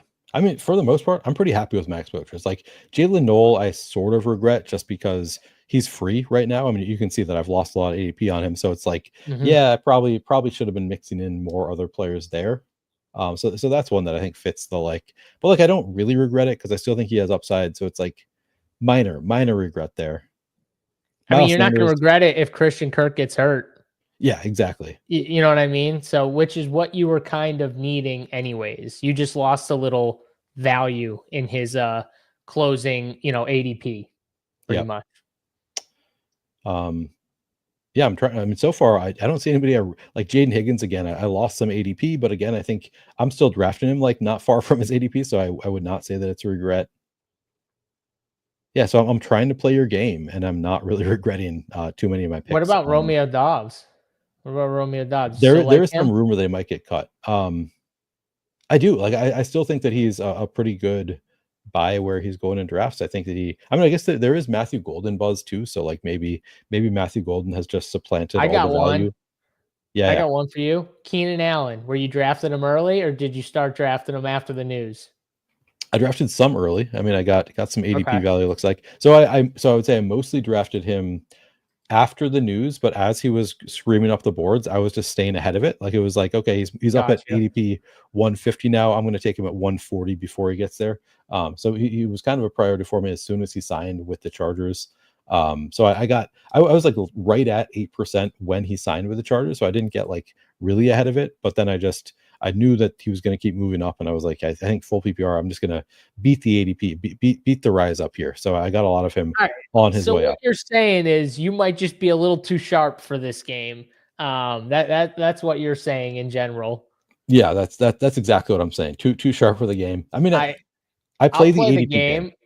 I'll play the game. I definitely regret drafting Roshan Johnson over Kyle Monangai just in general. Yeah. Yep. I did flip it mid-season, but I still had drafted a decent amount of Roshan up to the point where I was like, okay, I got to start drafting some Kyle Monangai. So I do have a good amount of both, but I wish I just had Monangai bags and not Roshan and Monangai bags. So that's definitely one that I regret, you know, having exposure to here. And then definitely not having Ollie Gordon, having Jalen Wright would be another one. Yeah. Yep. You know, I think rough. I'm obviously, don't actually think that I'm too sharp for this game. But I think that it's easier for me to spot fades that I regret than players that I have a lot, like at least among my top exposures. Well, maybe that's your game then. Maybe that's your game then. Yeah. Fades that you regret, you know? I mean, Braylon Allen, pretty clear. Like, I was fading him when he was going much later. 170. Yeah, he was going really late, and I was not clicking him. I just didn't see it with Braylon Allen, and that was clearly a pretty big miss for me. Egbuka, I obviously wish that I gotten more of. Like, for a while I was taking Jaden Higgins over Egbuka like half the time, and that looks pretty dumb now. So I obviously regret that one. And yeah, that's crazy too when you look back on those things. It's so crazy looking back on it, because it was already like a hot take kind of at the time. It was like not the generally. Should we go T-Law for our third quarterback with Travis Hunter? Yeah, I like that. You just get that out of the way. Yeah. Instead of like pushing it, and then maybe you get sniped, you know, as people are like, oh crap, I need quarterbacks, and the guys we want just get sniped. Like everyone who drafted B-Rob, though, this would fit this scenario because now he's going like in the 150s, 160s, 170s, right? And as opposed to like 80 something. So that would fit. You know, if you were a B-Rob drafter, you kind of got screwed, but you know, that's just the way it goes sometimes. Yeah, exactly. Like I guess I sort of regret not having more Tyler Warren from where he was going earlier. Like when he was going around pick 120, I wish I had taken more of that just because he's risen up. So it's like, well, I'm not going to take him now. So that one. That's the rookie thing, though. Like the rookie thing that you were talking about earlier, where people are just hype up rookies constantly because they just want to talk up those guys because they're like the most exciting thing. So they love all of them, and then all of them gets pushed. But then like the camp starts to either affirm or kind of push back against some of the narrative. And then you'll see like either them skyrocket like Travion Henderson, Tyler Warren, or you'll see them fall like Jalen Knoll. You know what I mean? Jaden Higgins. Exactly. You know what I mean? Some of my biggest misses are rookies. But then, so Bashal Tutin is it would be my pick here if you if you're down to pick too. Yeah. It's ahead of ADP a good amount, but like he's probably not making it back to us. No, some buzz going on. But I'm thinking of too. He's not going to make it back to us. Yeah, good. Yeah, let me go back and see. Let me try to find other players because I want to see if I can play. Yeah, I don't have many big regrets among these players. I'm still okay with Romeo Dobbs. I don't know. So yeah, I do think the fades are the bigger thing. The fades are probably the bigger thing. What about Jaden Reed? Any regrets? No, I still think he's a fine. Yeah, he is falling. You can see I've lost some ADP value here. I think that's more your game then. It's either like the guys you lost value on. Actually, I don't know if this is my average ADP. Maybe this is just how they've moved and not actually mine. I'm not sure how that is, how that works. I was gonna say that's pretty cool if that was yours. Yeah, I just don't know which one it is. So looking at the board here, because you can see my exposures.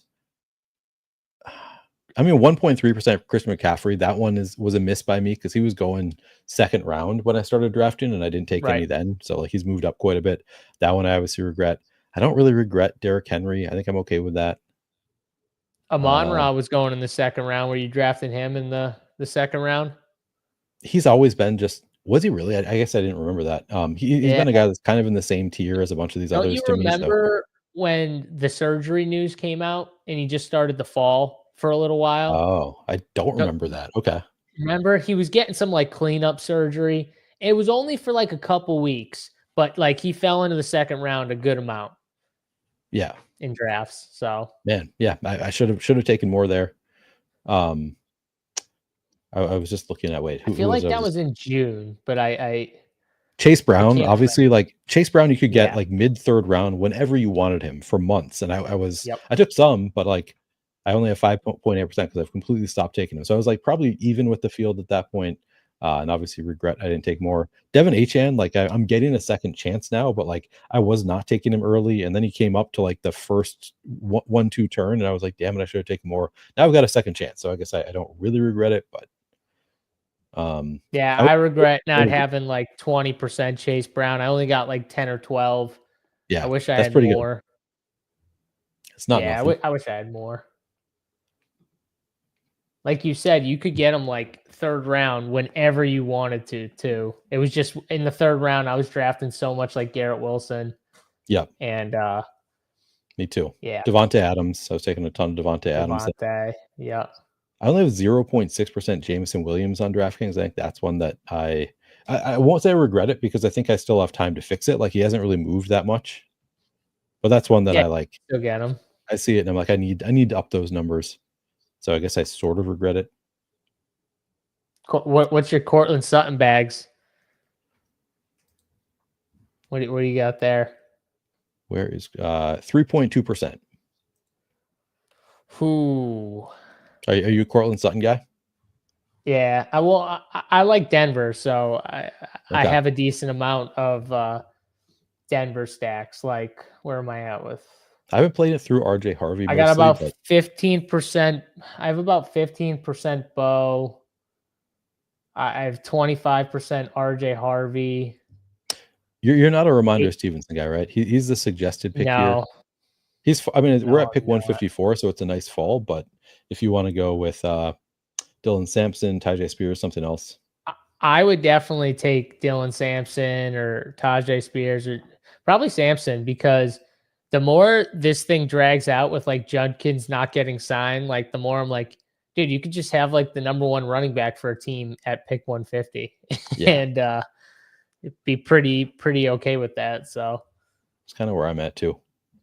how many running backs do we have in this team? We're at 3, 5, 4, 1. Or 1 is Brock Bowers. So I kind of think wide receiver would be our preferred pick here. Yeah. So to me, I'm going to put Tillman, Dobbs, Kyle Williams. You would have Coker like all the way up Oh, there. you know I do. Yeah. Big time cokehead. But I took one today just for you. I said, nice. Neil's gonna like this pick, and I reached for Coker. The latest rumors are that Thielen is not getting traded to Minnesota. So pretty disappointed in that. I heard that. I heard they disagreed on the value or whatever. They wanted something, they wouldn't get it. I was under the impression that it was like almost a done deal. So that was pretty disappointing to me. But when Shefty tweeted it, I thought it was for sure going to happen when he tweeted it. What do you think of Tillman here? I don't have a ton of Tillman, but I like Cedric Tillman, the player. And, like I've said before, you're not getting that many wide receiver 2s in this range. So yeah. I'm just trying to up my exposure a little bit there, just in case that offense is better than expected with Flacco. So nice. I mean, the offense might have weeks. You know what I mean? Like Joe Flacco can still sling it. Oh yeah, exactly. No. Wade says 4% exposure blanket on Sutton. Hope he isn't what you need. I mean, yeah, I don't really trust Sean Payton either. That's the thing. Like I trust him to use RJ Harvey. Like I think that he's not going to bring in this explosive running back as a rookie who like he's kind of an older rookie too. So it would be, if he doesn't use him as a rookie, it's kind of admitting that he was wrong on taking the draft pick, because it's like they're not saving him for the future. Like you bring in a 24-year-old rookie running back for right now. So I trust him to use RJ Harvey. But I guess Courtland Sutton kind of fits that too. Like I don't think he's going to be too cute with using Courtland Sutton. See, but how can we not say that you don't trust Courtland Sutton the most? We've already seen it. Yeah. He trusts Courtland Sutton. With Courtland Sutton, you know what I mean? And I get what you're saying about RJ Harvey, but there's still other running backs that he can use. And the thing, we're not saying we don't trust him to use them. We say we don't trust him to maybe use 3 running backs and rotate them. That's what I believe they'll use RJ Harvey. I'm just worried that they rotate in 3, which will annoy the crap out of me. Oh yeah. And everyone else if they rotate in 3. So, but that's the case. I'm not worried about Courtland Sutton. Courtland Sutton's going to get the ball. Like he is going to get the ball. So I think I agree with you. Like we've seen it. He clearly thinks that Courtland Sutton, he knows that Courtland Sutton, I should say, is his best receiver. So I'm not too worried about Sutton. It's the other guys. Like it's the Pat Bryants, the Marvin Mims, the Troy Franklins. Yeah. Like I like those guys. 1 or 2 of them might not do that great. You know what I mean? And those are the guys that I'm more like, okay, I'm taking them with my stacks, but also a little apprehensive about just in general. Yeah. Because the Pat Bryant pick was confusing to me. I guess now it makes more sense that they traded Vile, but it was just confusing because I'm like, okay, does he not like Marvin Mims? Does he not like Troy Franklin? Who does he not like, Neil? It was a mess there for a little while. Yeah, I did not understand that. But I love that they traded Vele. Now we can just take the guys. I'm pretty much higher on Pat Bryant and Troy Franklin now than I was a week ago. Corey asking, what's your take on Harvey versus Dobbins? My take is that Harvey, like Neil said, was the guy they drafted, the guy that they put stock into, and I think he's going to get used. I think it's going to be a gradual workup for RJ Harvey, so J.K. Dobbins is going to get used early, but he will slow down. We saw it last year. He just, at his point in his career, I don't think he can handle the workload of a just full-time back, and we saw it with the Chargers. The Chargers tried for him to be that guy. And what happened? The wheels fell off. And I think Peyton saw that. I don't think it's going to happen where the wheels fall. I don't think Peyton's going to let that happen pretty much to Dobbins. And I think RJ's just going to get better and better. And then eventually it's going to be tough to take him off the field is my take on RJ Harvey. So it might not happen week 1, 2, or 3, but I think as it goes on, it's going to happen, sooner rather than later is my take. So I have very little J.K. Dobbins. We almost got Hollywood Brown all the way back to us at 178, but he goes at 177. We could take Mason Taylor for our stack. I like Mason Taylor. Yeah, I like Pat Bryant. Yeah, I like those guys. Yeah, I feel like we've got enough good options at receiver again. We do, yeah. Mason Taylor fits the team. How do you feel about Chris Rodriguez? Where are you at on the Washington backfield? I forget if we talked about this. I love Chris Rodriguez as a buy where he's going right now. I would buy him. It's another team that I think everyone's just made up their mind that one player is way better than the others. And while that might be true, I think RJ Harvey is way better than J.K. Dobbins. But if the coach says, hey, J.K. Dobbins is getting these goal line touches, well, shit, J.K. Dobbins might be scoring some touchdowns. You know what I mean? Like, so if they decide Chris Rodriguez is the goal line back, Neil, Chris Rodriguez is going to score some tutties. Like that's what they're saying. Yeah. And because the RPO is just, I've talked about this before, it's so hard to stop because you got Jaden's threat with his legs. He can also throw it, and then he can put it in the belly of the RB. And I think a lot of teams are much rather Chris Rodriguez get the ball than Jaden Daniels down at that goal line. So unless they just want to hit him, which might be some team strategy, and just hope they break his ribs or something like that. But his rib was broken. He still threw that touchdown against the Bears, I guess. So is that right? That's what they said. I don't know. That's nuts. Yeah. There was some game, I'm trying to remember what it was, where he had like an awesome first. Oh, it was against the Panthers, I think, where he had like an awesome first drive. Are you on the clock or am I crazy? No, I just picked Chris Rodriguez. Oh, okay. My bad. I for some reason I was like, are we on the clock right now? Yeah, I like that pick where you got him. Like, get JCM. Your chance to take him was a week and a half ago. He's going at pick 64 in this draft. That's just insane. That's insane. And if he has a good year, that's great. But you're not beating those teams that got JCM in the 20th round with that pick. Yeah. John, I do want to correct something. You keep on referring to this as my team. I keep on getting, this is our team. If we make the final, we're splitting whatever we win in the finals. Only if we make the finals. Okay. But all right. Yeah, all right. Come on. Fair enough. You don't have to sell me on it. Yeah. I'll throw you $10. Rules. I'll throw you the $10. I won't request anything. That's your you come on as my guest. That's what you get for coming on as my guest. Yeah, you just big come up there. I love that. All right, now I'm way more invested in this team. All right, Neil. I don't care at all what you do, Neil. Why do you keep asking me? I don't give a shit what you do. That's it. No more Browns. No more Browns on this team. My limit is 2. You cannot take any Steelers. Yeah. Yeah, unless it's Harold Fannin. But we already have a week 9 bye at tight end, so I don't think true. We're gonna take Fannin unless you try and sell me on Joe Flacco. Yeah, Joe Flacco, interesting. I want to get occasional shares. I guess we do already have 2 Cleveland players, so we could think about Flacco. Week 9 bye.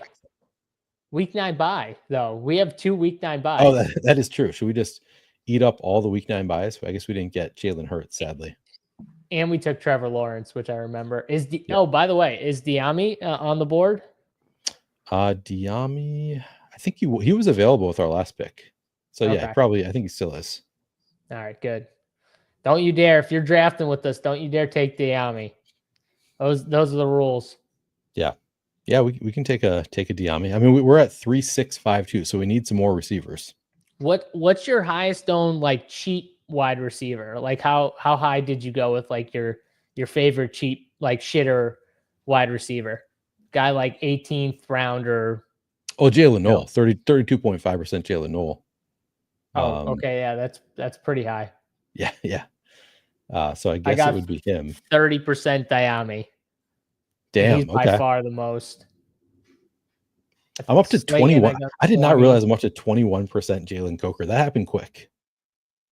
Yeah, that happened because you keep shoving them up your ADP rankings. You're just like, you did the thing with Keenan Allen that you did with Coker. You're like, I'm just gonna keep moving them so nobody but me can get them every draft. Yeah, I mean that's exactly what I did, and then Thielen didn't get traded, and I was like, oh, guess I could have just had him in the 20th round instead. But I'm honestly not that upset about it. Right? Yeah. Oh, yeah. There's still a chance, though. There's still definitely a chance. Yeah. I still think it's like 50-50 that Thielen gets traded. But I at the time I was thinking it was like 90% that Thielen gets traded. So yeah, potential pretty big L there. I do love that the chat. There's some dynamic Brown fans in the chat. That's always good. Oh yeah. All right. Yeah. Pepper Tony. And then Cokeheads. Yeah. Pepper Tony knows. Pepper Tony knows. Sharp guy. Love that. All right, we are about to be on the clock again pretty soon. I of course have Jalen Coker goes. Wait, is Diamond Brown still here? There, yeah, he's still there. I would have been so mad if he wasn't.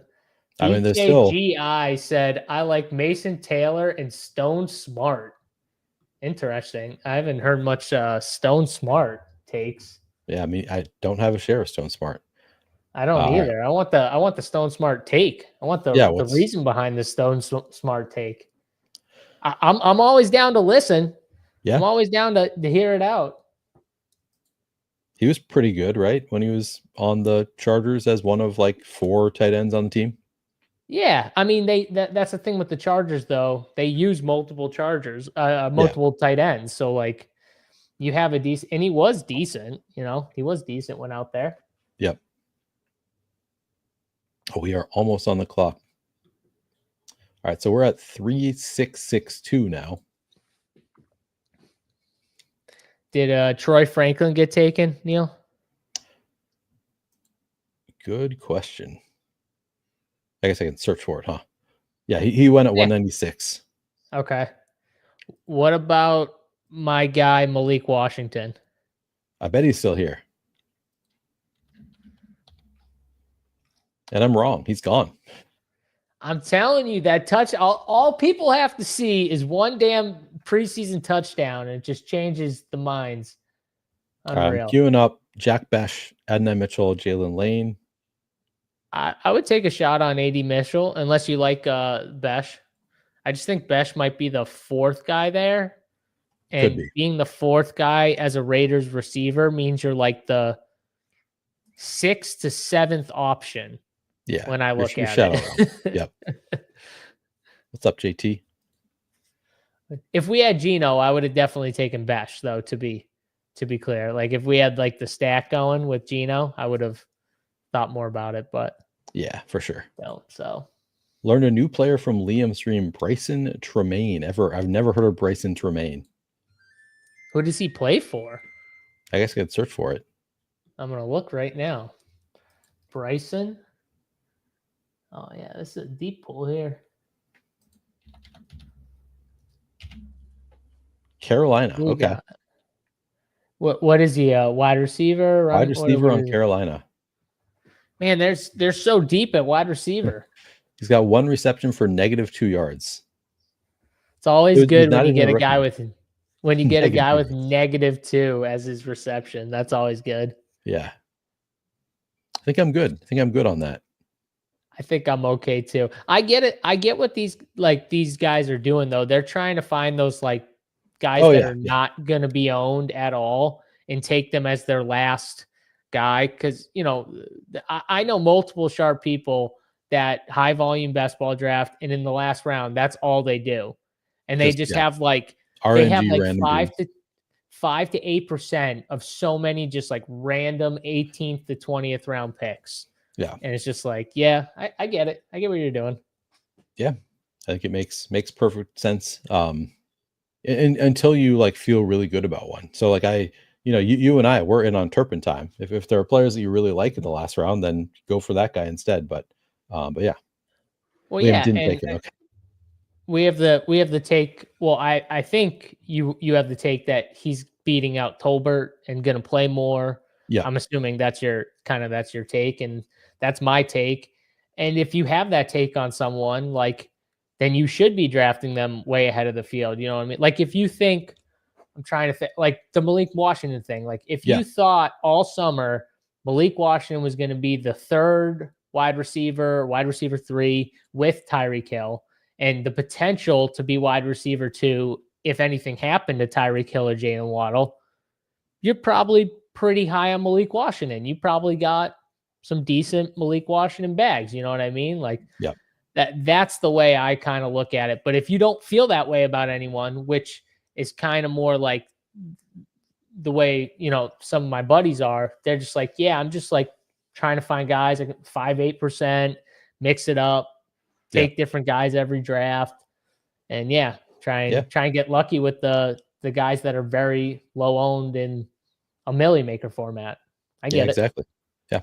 And like on DraftKings, I don't know if they've done it again, but in June, they put out like the actual draft. So you knew exactly how drafted players were. So it was pretty easy to look and be like, all right, nobody's taking Sean Tucker. I guess I'll take some Sean Tucker, Kevontae Turpin, those guys. Right. So it made sense to easily get over now those field. Guys are like what, drafted in like 50% of drafts probably now. It's changed quite a bit since then. Yeah. All right, we're at 3-6-7-2. Pepper Tony says this is a Taysom Hill draft team. I have not taken any Taysom Hill. I haven't either. Do you like Josh Reynolds as part of our stack? I don't mind him. I like Jalen Lane. I like Turpin. I like Lane. I don't know if they fit the. Let's go Lane. I don't think I have. I mean, I know that I don't have Lane. Much. I might have like a share or two, but that's it. Like I think Terry's going to be fine. I think he's going to sign, but on the outside chance he doesn't, like you could hit big with someone like Jalen Lane in the last round or two.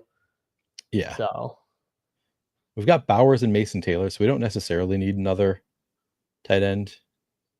Yeah, I don't think we need one. I think we kind of need a wide receiver again because we kind of waited after 4 wide receivers a decent amount. So I'd probably rather another wide receiver. You get your guy Horn. Oh, you're like, I forget you're a big Parker. Or you were selling me on Parker Washington too, right? Or is it just Danny Brown? Yeah, he's got good hands, man. Yeah, and I think that if any one of those receivers go down, Parker Washington slides right in as the for sure wide receiver 3. And I assume that offense is going to play in a lot of 3 wide receiver sets. So yeah. I'm down. These are 2 players that I don't think I have much of. But again, like you're saying, like, it makes sense to mix these guys in. It especially, I think, makes sense to mix in like the late round players on teams where it's part of a stack or a game stack that you have going on. Yes. So just like that can be your tiebreaker among all those players you don't feel that strongly about. Just like this is the perfect team to take Parker Washington because we've got Trevor Lawrence. Right. And like we took AD Mitchell and he's like, okay, it's good. It fits the Trevor Lawrence stack with the week 17. You get the Colts and stuff and you take him. And then we got like a differentiating piece in Lane that we don't have a lot of, but has a path, I guess, has a path. You're going to need to get lucky, but that's kind of what this team needs because I do think we did go away from wide receiver for a little while. So like we're going to need one of these guys in the back to help us, I think. Maybe 2, but at least 1 throughout the season is going to need to step up, I think. Yep. I'm with you. Because we went running back tight end too. So we don't have like a horse like an Amon-Ra that's just going to definitely hit our bills like every week. You know what I mean? Yeah. Like, or most weeks, you know, CeeDee Lamb, those type of consistent guys that, you know, it's going to be tough for them to not hit a team most weeks, I think. Yep. So we had to get there on volume with this one. I think it turned out pretty well though. And Jay says, is this who you stole your ideas from? He says, I'm at 45% Malik Washington on DraftKings. Not sure whether to be happy with the CLV or bummed that he'll be way higher owned. He's still not going to be super high.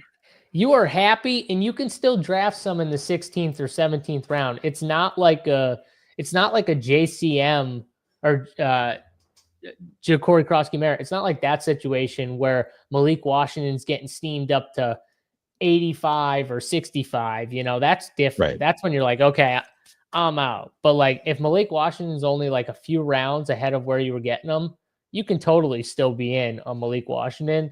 Yeah. But if you have 45%, Neil, I'd probably wash my hands of it at that point. At 45%, at that point you're you can good. Yeah, probably move on to some other players. Yeah, unless it's like you haven't done that many drafts. But yeah, that's a nice number. Right. You should be happy with that. What's going on, Steve? Good to see you. We could have. Have you taken any Taysom Hill?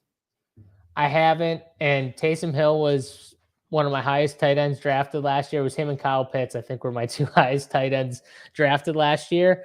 I love Taysom Hill. That injury is just brutal, man. I know. Yeah. It would have, if he stayed healthy, he would have smashed all year. Like, he would have absolutely smashed all year. But yeah, one of the best values last year. I don't know if he's gonna be good to go this year after those injuries, but I hope so. I enjoy him from like a football standpoint. He's he's super fun to watch. Yeah, which apparently the Tyler Warren could be like that. We'll have to wait and see. BKG gave his reasonings for Smart and Taylor. Says it's because the Jets might have available targets and Chargers have had guys buried on depth chart. Seem Foco. Okay, so you just think that there was talent there, and that's the reason you actually believe in the Stone Smart talent. That could be. Yeah, I mean, he was kind of talented when he got the opportunity. So Sunday shipper. That's right. King knows. That's right.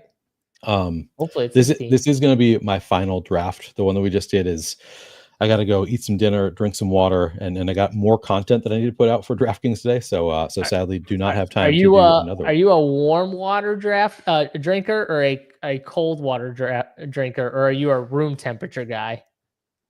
I'm a cold water drinker. Are you not? Are there people who are not cold water drinkers? This guy. Oh, weird. Okay. You don't know. You don't know that. No. Like why? Yeah. Like. Okay. Room. It's just better. That's fine. I guess. It's just better. Like, I would much rather like room temperature or a little on the warm side than I would super cold. Like cold. Like people like even it, like cold. In the summer. Like even in the summer, you drink just room temp. Yeah. Oh man. Yeah. I'm all about ice water. Yeah. Give me ice water in the summer.